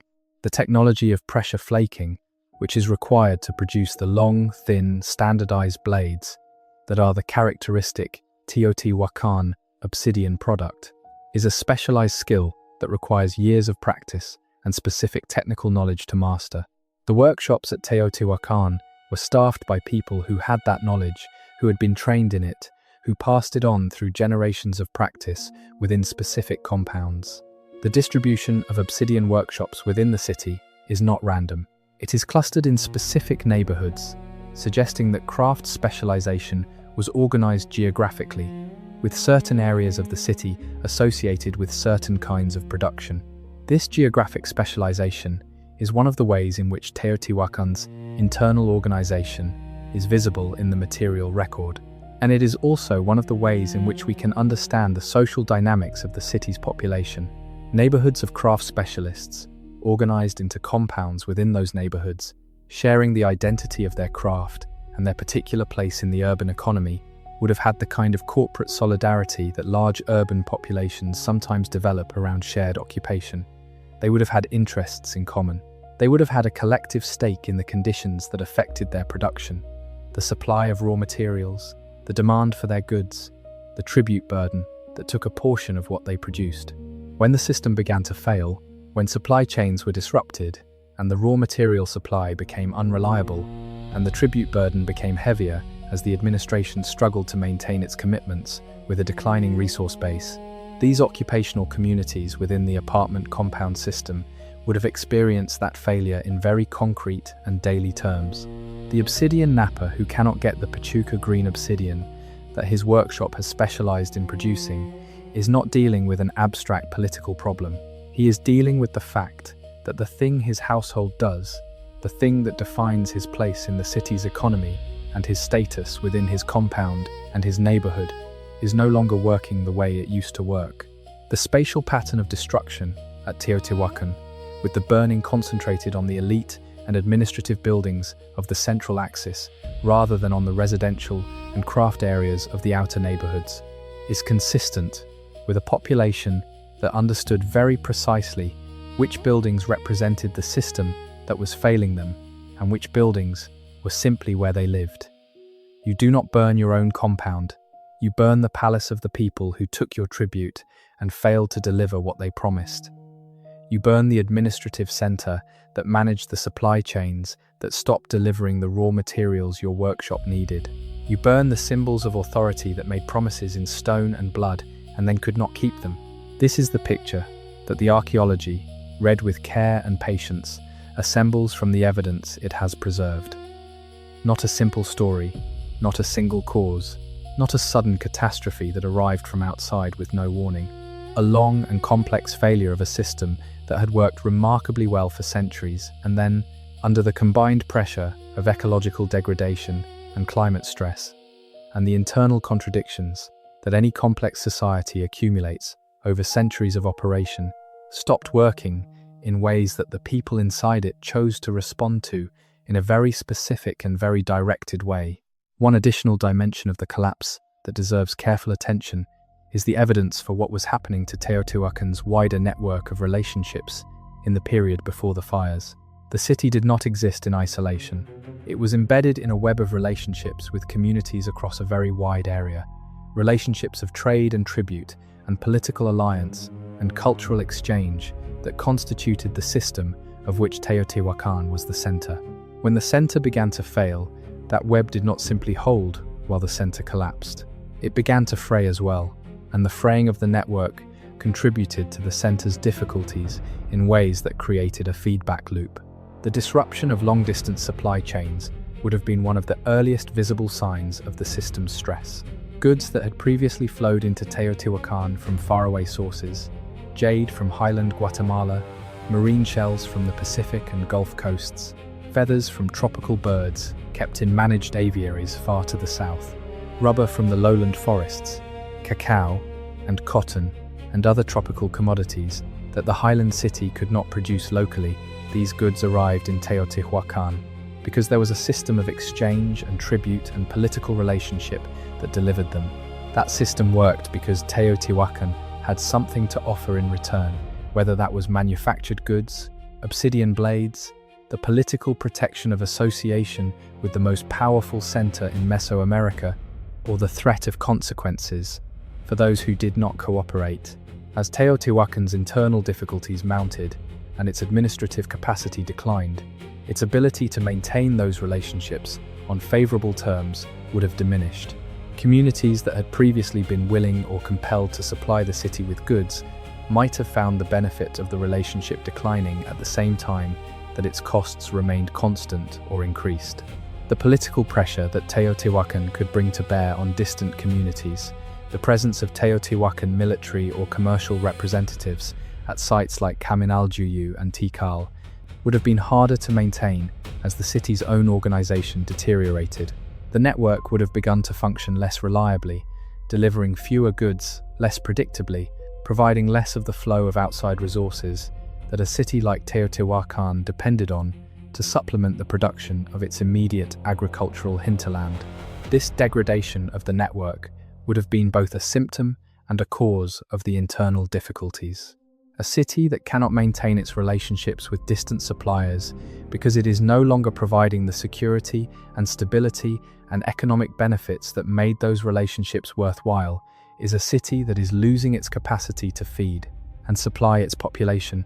And a city that cannot feed and supply its population is a city that will find it increasingly difficult to maintain the administrative capacity that supports its network relationships. The feedback loop between internal failure and external network degradation would have accelerated the decline in ways that were probably not fully visible to anyone inside the system at the time. The people living in the apartment compounds of Teotihuacan in the years before the fires were experiencing this in the form of shortages and uncertainties and the degradation of the quality of goods available in the markets. They were experiencing it in the form of administrative demands for tribute that were not being matched by the flow of resources and security and services that the administration was supposed to provide in exchange. They were experiencing it in the form of a religious system that was performing increasingly elaborate rituals and demanding increasingly costly sacrifices, while the outcomes that the rituals were supposed to guarantee, rain and harvest and order, were demonstrably not being delivered. This is the accumulated weight of what the fires expressed. Not just anger at a specific failure or a specific leader or a specific injustice, the accumulated weight of a system that had taken and eventually stopped giving back in the ways it had always given back, expressed in the language of fire against the specific buildings that most clearly represented what the system had been and what it had promised. The apartment compound residents who participated in or witnessed the destruction of the palaces on the Street of the Dead were making an argument about the relationship between what they had contributed and what they had received, an argument that ended with fire and with walking away. They built this city, they maintained it. They fed it with their labor and their tribute and their bodies in the sacrificial rituals that the temples required. And when the city failed to maintain its end of the bargain, they ended the bargain in the most definitive way available to them. What they built in its place, in the smaller and more dispersed communities they established or joined after the collapse, is a subject that the archaeology is still working out. The post-Teotihuacan period in the Basin of Mexico and the surrounding regions is complex and in some ways understudied relative to the city's peak period. The absence of the organizing center creates a historiographical gap that mirrors the physical dispersal of the population. Without the city's material culture and architectural forms to organize the archaeological record, the story of what happened to the people of Teotihuacan after the fires is harder to follow. But they did not disappear. They went somewhere. They built something. They carried with them the technical knowledge that had made Teotihuacan's craft economy so productive, the agricultural practices that had sustained a population of this size, the organizational traditions that had made the apartment compound system work for generations. Some of that knowledge would have been lost in the disruption of the collapse itself, as practitioners died or dispersed before they could fully transmit what they knew to the next generation. But some of it survived, encoded in the practices of the communities that received the Teotihuacan diaspora and in the material culture of the post-collapse period. The centuries after Teotihuacan's fall were not a dark age in the Basin of Mexico in the way that the period after Rome's fall in the West is sometimes characterized. The population continued to live in the basin. The agricultural systems continued to function, though at a reduced level of intensification.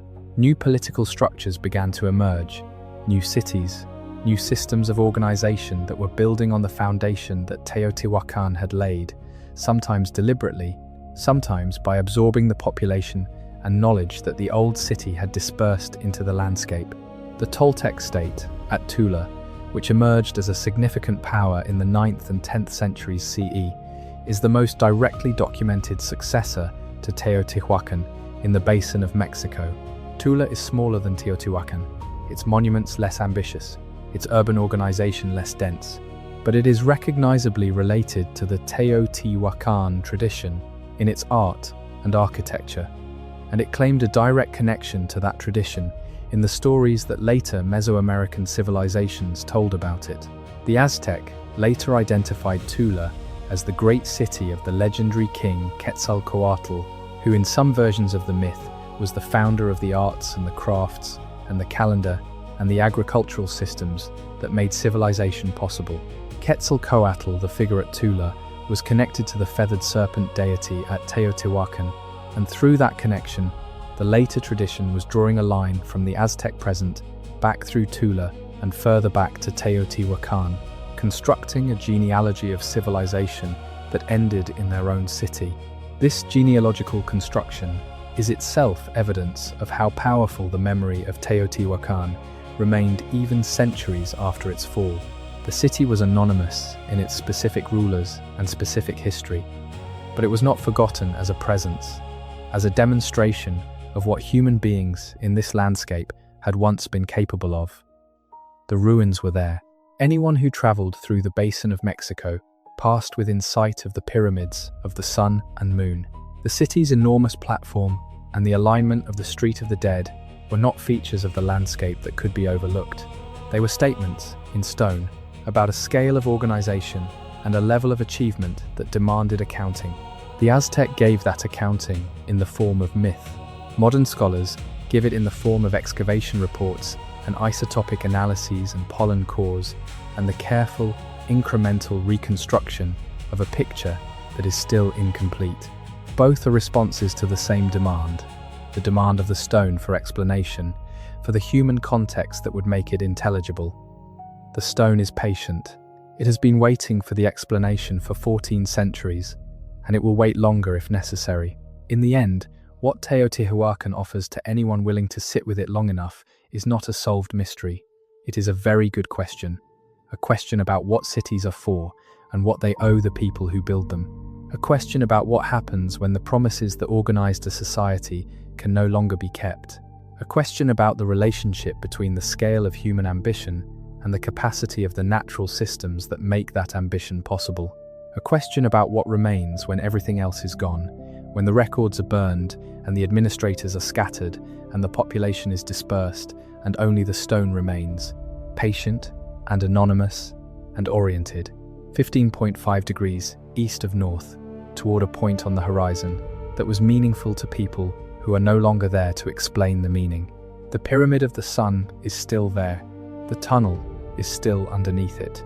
The cave at the center of the tunnel is still four-lobed, still shaped the way it was shaped when the builders of Teotihuacan found it and understood it as the place where the world began. The mercury in the sealed chambers under the feathered serpent temple is still liquid, still moving with the infinitesimal tidal forces that move all liquids on the surface of a rotating planet, still waiting in the darkness for whatever comes next. And the people who made all of this, who built and maintained and eventually burned this city that was the largest in the Western Hemisphere, they are in the ground too, in the bones that the isotopic analysts sample, in the teeth that tell the story of childhood diets and childhood geographies, in the burned layers that mark the end of the system they built and the end of the life they lived within it. They are there. They are just not talking, or not talking in a language we can fully read. Yet, the work continues. The questions remain. The stone is patient.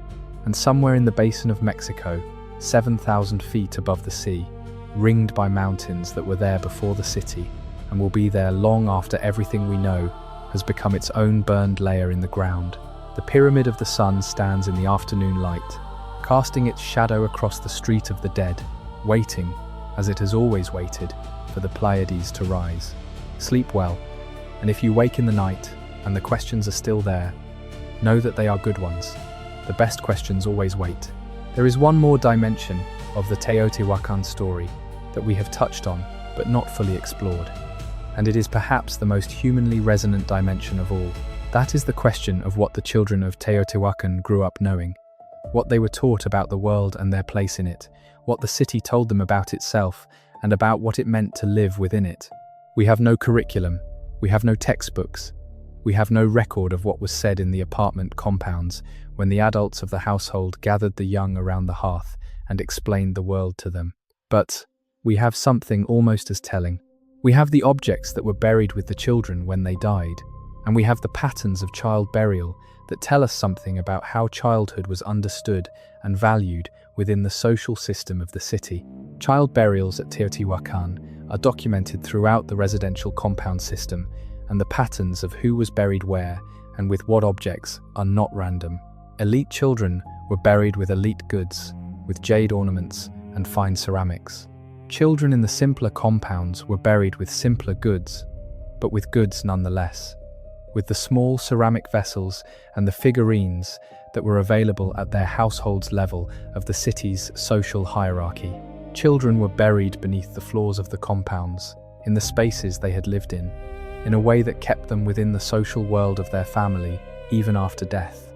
The practice of burying the dead within the living space of the household is documented across the city and speaks to a conception of the relationship between the living and the dead that maintained continuity rather than separation. The ceramic figurines that are one of the most numerous categories of object in Teotihuacan's material record are often found in contexts associated with women and children, in the domestic areas of the apartment compounds rather than in the ceremonial and elite spaces. They are small, hand-modeled, sometimes mold-made in the later periods. They depict human figures in various postures and with various clothing and ornaments. They depict animals. They depict what appear to be deities or ritual figures. Their specific function is debated, whether they served as toys, as ritual objects for household ceremonies, as votive offerings, or as something else. But their distribution within the compounds and their association with domestic spaces suggests that they were part of the everyday material world of the people who lived there. Not reserved for the grand rituals of the pyramids, but present in the ordinary rhythms of household life. These figurines are one of the places where the humanity of Teotihuacan's population becomes most tangible. They are not monumental. They are not impressive by the standards of the city's architecture or its murals. They are small and personal and imperfect, in ways that monumental things are never allowed to be. They were made by hand or by mold in large numbers, because they were needed in large numbers, because every household needed them, because the spiritual and ritual life of the ordinary compound resident required them. They were the religious objects of the apartment compounds, in the same way that the carved stone heads of the feathered serpent temple were the religious objects of the elite, and they were left behind when the people left. The compound floors that archaeologists excavate contain figurines in the concentrations of household debris, in the patterns of daily life that accumulated across the centuries of the compound's occupation. They are there because they were dropped, or discarded, or left in the rush of departure, or simply forgotten in the chaos of whatever happened at the end. They are there because the people who made them and used them are not there to collect them. This is, in some ways, the most poignant fact about Teotihuacan's material record. The things that were most personal, most domestic, most embedded in the daily life of the ordinary person are the things that survived because they were not worth taking. The elite goods, the jade and the fine obsidian and the high-quality ceramics, those were taken by the people who had them or looted by the people who came after them. The figurines, small and common and unremarkable by the standards of the city's grander achievements, are the things that are left in the largest numbers. They are the residue of ordinary life, preserved by their ordinariness. When you hold a Teotihuacan figurine in your hand, which you can do if you visit the site's museum or any of the collections that hold material from the site, you are holding something that was made by a person who lived in one of the apartment compounds of this great city and was used in the daily life of a household that kept the city running through the ordinary labor of cooking and craft, production and child rearing and worship at the compound shrine. The person who made it and used it is gone. The compound they lived in is a ruin. The city they were part of is a ruin. But the figurine is there. It survived. This is what archaeology does, ultimately. It keeps the small things alive when the large things have fallen. The pyramid is impressive, and the street is impressive, and the scale of the city is genuinely staggering. But the figurine in the hand is the thing that makes the city human.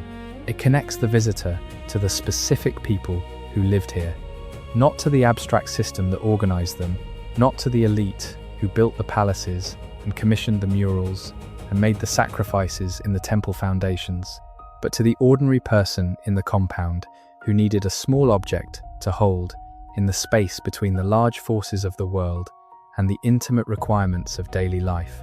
Teotihuacan was full of those people, 100,000 to 200,000 of them at its height. They woke up every morning in apartment compounds that housed dozens of other people. They went about the work that their position in the city's economic system assigned to them. They worried about the things that people in cities have always worried about: food and shelter, and the health of their children, and the fairness of the system they lived within, and the intentions of the people who had power over them. They participated in the ceremonies that the city required of them, and they kept the small rituals of their own households in the ways they had been taught. They lived their lives. And then, at some point in the 6th century CE, something happened. The details of what exactly happened in the weeks or months or years of the crisis are not recoverable with the precision that would allow us to tell a narrative of specific events. But the result is in the ground. The burned layer is in the ground. The toppled statues are in the ground. The sealed chambers are in the ground. And the dispersal is visible in the material culture of the sites that received the refugees, and in the absence of the material culture of the city that sent them. The great city of the ancient Americas burned and scattered. The people who built it and lived in it and finally destroyed its symbols and walked away from it joined the world that the city's own centuries of trade and political organization had helped create. A world that continued without the center that had organized it. A world that went on, in the way that worlds go on, toward the next thing and the next thing. And eventually, centuries later, toward the Aztec, sitting at the base of the Pyramid of the Sun and feeling the weight of what had been here before them, and making a myth of it, because that was the only tool they had for the scale of what they were feeling. We have better tools now. We have isotopic analysis and ground-penetrating radar and satellite imagery and decades of careful excavation. We can read the burned layer and the pollen cores and the child burials and the workshop distributions and the compound floor sequences. We can reconstruct, imperfectly and partially, but genuinely, something of what happened here and something of what it was like to be here when it was alive. And what we reconstruct, with all of those tools and all of that patience, is not the myth of the gods gathering at the beginning of time.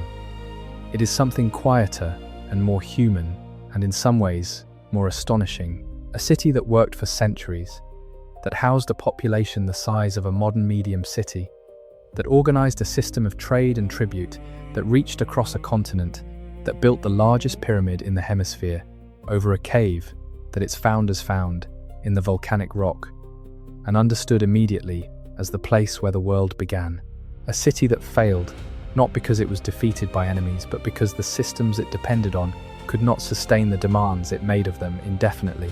A city that was burned by its own people, specifically and deliberately, and in ways that speak to a very clear understanding of which buildings encoded the promises that had been broken. A city that was real, a city of real people, with real children who needed small ceramic figurines for the household shrine, and real craftsmen who needed reliable supplies of green obsidian to keep the workshop running, and real administrators who made decisions that eventually could not be sustained, and real ordinary compound residents who lived with the consequences of those decisions until they could not live with them anymore. That city is gone, but the stone is still there, and if you listen to it, from wherever you are right now, in the quiet that comes at the end of the day when the world has finally gone still, you can hear something in the alignment of the Pyramid of the Sun toward that point on the horizon where the Pleiades rise. Something that is not quite a voice and not quite silence, but something in between, the residue of human intention in stone, the mark that people leave on the world when they have understood something about the sky and chosen to encode that understanding in a form that will outlast them. It has outlasted them. It will outlast us. The 15.5 degrees is still 15.5 degrees. The Pleiades still rise where they rose when the city was being built. The mathematics of the sky is patient in a way that human systems are not.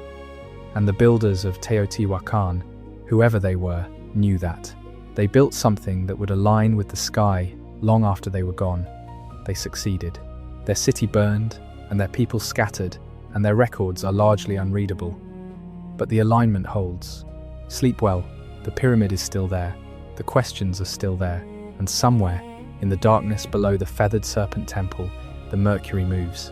There is a question that comes up frequently when people think about ancient cities and ancient civilizations, a question that is easy to dismiss as naive, but that is actually, when you press on it, one of the most productive questions you can ask. That question is, how did they do it? Not how did they build the pyramid, though that is a genuinely interesting and partially answered question in its own right. How did they do the organizing?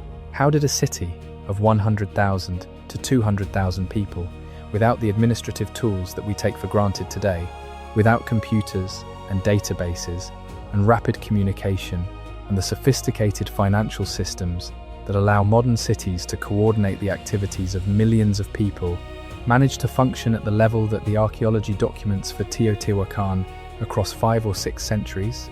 The answer, insofar as there is one, is interesting and instructive and somewhat humbling. They did it through systems that were smaller and more local than anything we would now design for a city of comparable size. The apartment compound was the fundamental unit of organization. Everything that happened in the city, whether production or distribution or ritual or governance, was organized through or mediated by the compound system. Each compound was a semi-autonomous unit that managed its own production, its own ritual life, its own internal governance, while also being embedded in the larger urban system through its obligations to the state and its participation in the market and exchange networks that connected the compounds to each other and to the wider world. This kind of distributed organization has virtues and vulnerabilities. Its virtue is resilience. When one compound fails, when one neighborhood's supply of raw material is disrupted, the rest of the city does not immediately fail with it. The distributed nature of the production system means that disruptions are local rather than systemic. Its vulnerability is the flip side of the same coin.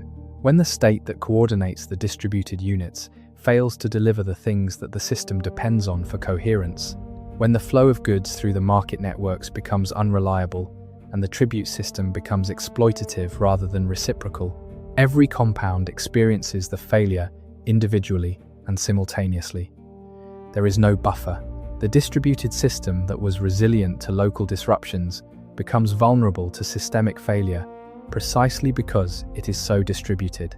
Everyone feels it at once, in their own compound, in their own daily life, and the response is necessarily distributed too. Every compound, every neighborhood, contributing its part to the collective decision to end the system that had failed them.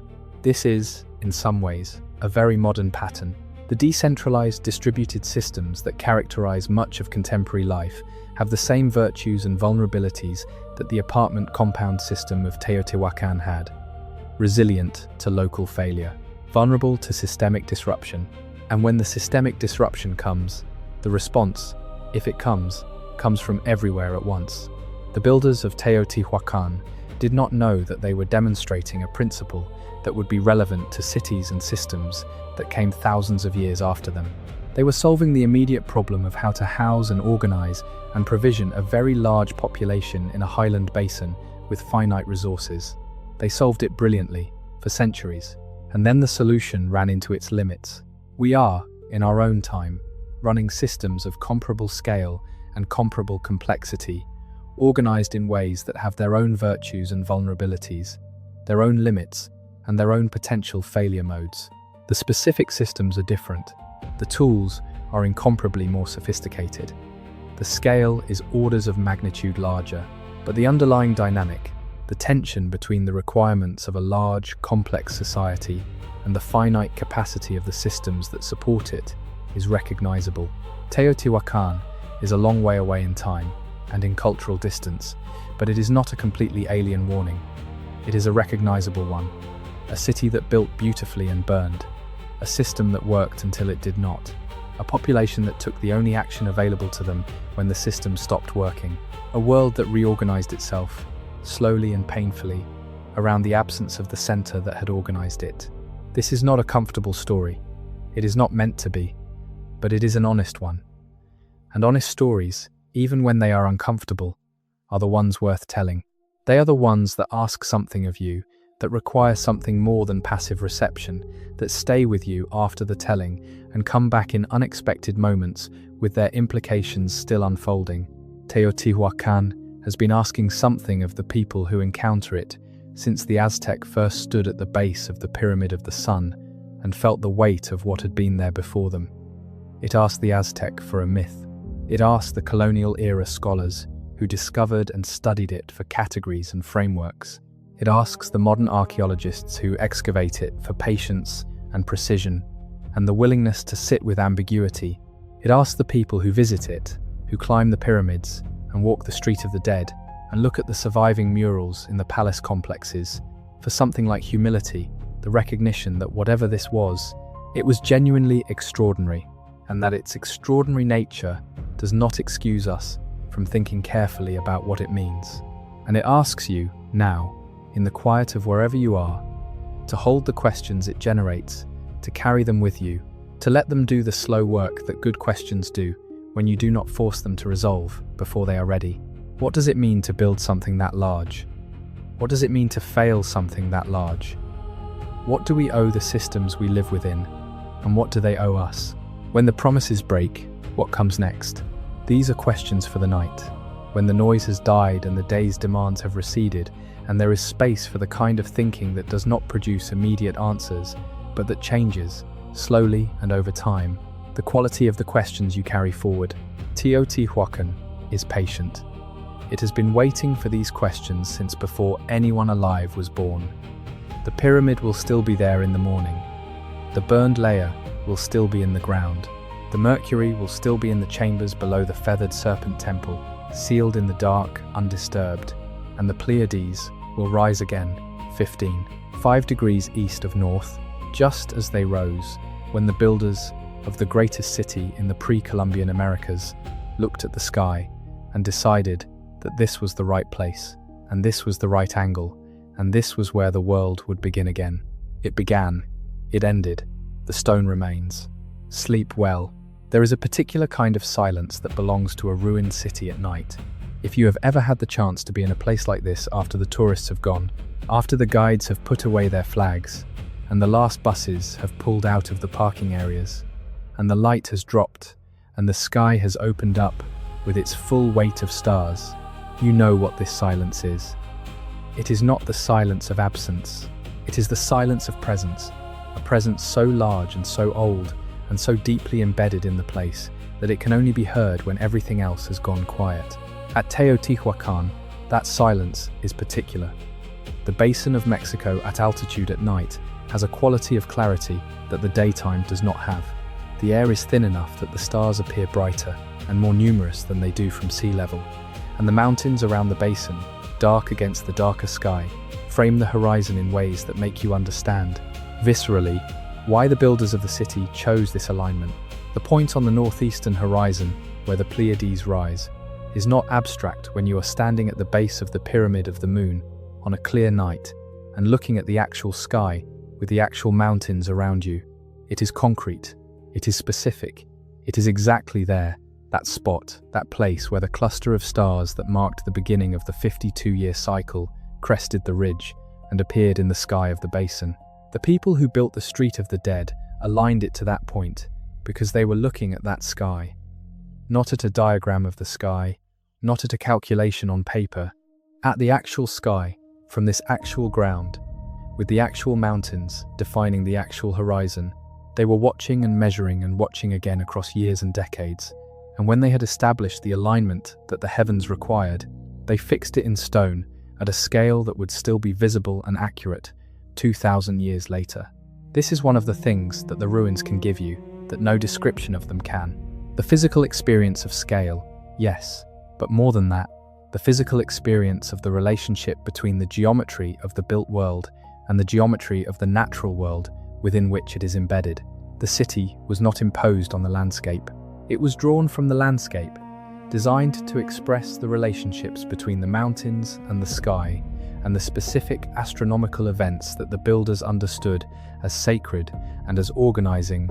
The Pyramid of the Moon at the northern end of the Street of the Dead is positioned so that its profile, when viewed from the south end of the street, mirrors the profile of the mountain Cerro Gordo behind it. The pyramid repeats the mountain. The human-made form echoes the natural form in a way that announces, we understand the landscape, we have read its forms, we have made something that belongs to it, and that amplifies its meaning rather than overriding it. This relationship between the built city and the natural landscape it was built within is one of the most sophisticated aspects of Teotihuacan's design, and it is one of the most difficult to convey in images or in words. You need to be there, standing in the specific place, looking at the specific alignment, to feel how completely the city has been integrated into its setting. The builders did not choose this site arbitrarily. They chose it because it worked, because the landscape and the sky above it and the underground below it all came together here in ways that made it the right place for what they were trying to build.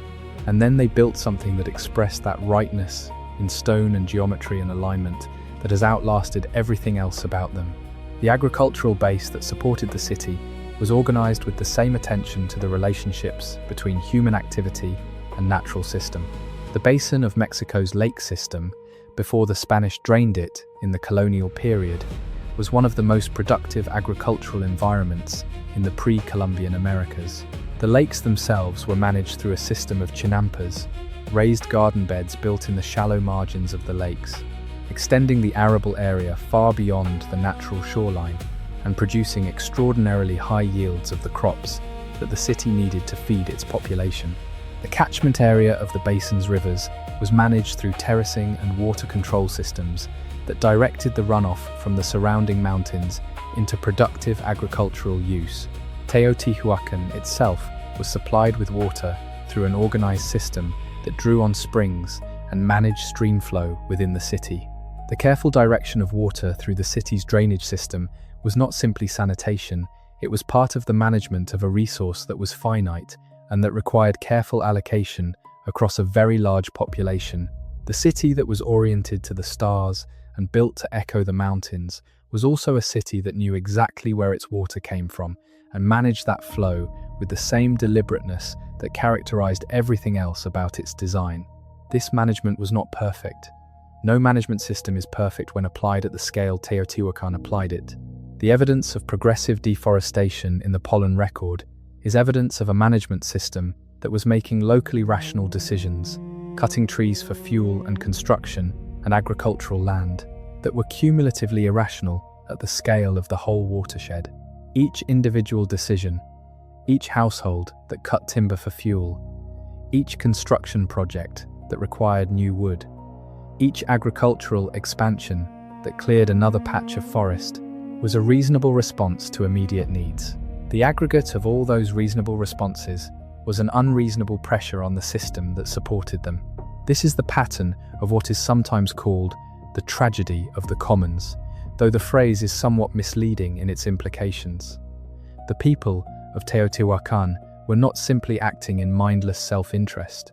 They were responding to the incentives and pressures of a system that required them to provide certain things, that extracted tribute from their production and demanded certain behaviors and certain outputs, and that was not well organized to internalize the long-term costs of the decisions it was incentivizing. The system was designed to work well in the short term. Its long-term cost accounting was inadequate. Again, this is not a pattern that belongs only to the ancient past. The specific mechanisms of Teotihuacan's agricultural stress are documented in the material record in ways that allow scholars to describe them with some precision. The eroded soils that were washing off the deforested hillsides and accumulating in the lake beds of the basin are visible in the sediment cores. The progressive decline in agricultural productivity that this erosion would have caused is inferable from the sediment evidence and from what we know about the relationship between topsoil loss and agricultural yield in highland tropical environments. The reduction in the capacity of the basin's watershed to retain and distribute rainfall that would have accompanied the deforestation is inferable from the same base of evidence and from models of how deforestation affects regional hydrology. All of these processes were happening simultaneously across the period of Teotihuacan's late history. They were happening slowly enough that no individual generation would have perceived them as catastrophic. Each generation would have noticed that things were a little harder than they had been for their parents and grandparents, that the fields produced a little less reliably, that the water distribution was a little more unpredictable, that the raw materials needed for craft production were a little harder to obtain at the prices that had previously been available. The cumulative picture, the trend line across generations, was toward increasing stress. But the lived experience of each generation was of conditions that were a little worse than what they had heard described. Not catastrophically worse, just persistently, incrementally, wearing worse. And then, at some point, the incremental became catastrophic. The climate disruption of the mid-6th century, whatever specific form it took in the basin of Mexico, pushed a system that was already under significant stress beyond the threshold it could absorb. The religious system, which had been managing the growing stress through increasingly elaborate ritual and increasingly costly sacrifice, could not respond to drought on the scale of a multi-year failure. The administrative system, which had been managing the growing stress through tribute demands and supply chain management and the kind of political relationship maintenance that keeps a complex network of distant suppliers and dependent communities cooperating, could not respond to a failure of agricultural productivity at the scale that the drought and the cumulative environmental degradation together produced. The social contract broke, and with the social contract went the authority that had maintained the system. The fires were the end, but they were not the beginning. The beginning was much earlier, in the first generation of farmers who cleared the first patch of hillside forest that the watershed could not afford to lose, in the first administrators who set tribute levels that the system could not sustainably bear, In the first ritual, specialists who made promises about rain that the cosmological order could not indefinitely keep. The end was the fire. The beginning was the ordinary human difficulty of thinking across timescales longer than a generation, when the immediate pressures are always pressing, always demanding response, always pulling attention toward the next season and away from the next century. Teotihuacan built the most impressive urban system in the pre-Columbian Americas and held it together for 5 or 6 centuries. That is a remarkable achievement. 5 or 6 centuries is a long time. The United States has not yet existed for 3 centuries. Rome, in the West, lasted perhaps 5 centuries, from its establishment as an empire to the deposition of the last Western emperor. Teotihuacan, by the standards of complex civilization, was not short-lived. It was a long-term success that eventually encountered the limits of what a complex system can sustain when those limits are exceeded. The pyramid is still there. The alignment is still accurate. The questions are still questions. And you, in the quiet of wherever you are the latest in the long succession of people who have sat with the weight of what happened at Teotihuacan and tried to understand it, or tried to sleep with it, or tried to let it do whatever it does in the space between understanding and sleep. The Aztecs sat with it and made a myth. The archaeologists sit with it and make data. You are sitting with it now, and whatever you make of it is yours. The city does not ask for a particular response. It asks only to be encountered honestly, without the comfortable fictions that make incomprehensible things comfortable. It was real. It was built by real people who did not know they were building something that would outlast them by 2 millennia and still be generating questions about what they were and what they meant and why they burned. It failed in ways that are recognizable if you are willing to recognize them. And it left behind a burned layer and a pyramid, and a 15.5-degree alignment that is still pointing at the same point on the horizon where the Pleiades rose when the city was being built. That alignment is for you too. It was always for whoever was standing on this ground, looking at this sky. The builders did not know who that would be. They built it anyway, with the confidence that someone would eventually be standing here and would understand what the alignment meant, and would be moved by the fact that it was still accurate, still precise, still pointing exactly where it was meant to point, across all the intervening centuries of fire and fall, and forgetting and rediscovery. Someone is always standing there. Tonight, in the quiet, you are that someone. Not at the site, perhaps, not in the basin of Mexico with the mountains around you and the stars overhead, but close enough, quiet enough. The questions carry their own orientation. They point where they always point, toward the things that matter and that do not resolve easily, and that therefore deserve the time we give them, in the spaces between sleep and waking, between the noise of the day and the silence of the night. Sleep well. The pyramid is patient. The Pleiades will rise again, and the burned layer, preserved in the ground below the later occupation deposits, below the tourist pathways, below the afternoon sun of the basin of Mexico, holds its record of a specific human moment, a moment when a city of 200,000 people reached the end of what it could sustain and chose fire. That moment is part of the record now, as permanent as the alignment, as patient as the stone. Sleep well. The night is yours. The quiet is yours. And somewhere in a highland basin 7,000 feet above the sea, the stone is exactly where it has always been, waiting in the dark for the next person who cares enough to ask. The questions will still be there in the morning. They are good questions. They always were. That is the promise that remains, as fixed as the alignment, as lasting as the stone.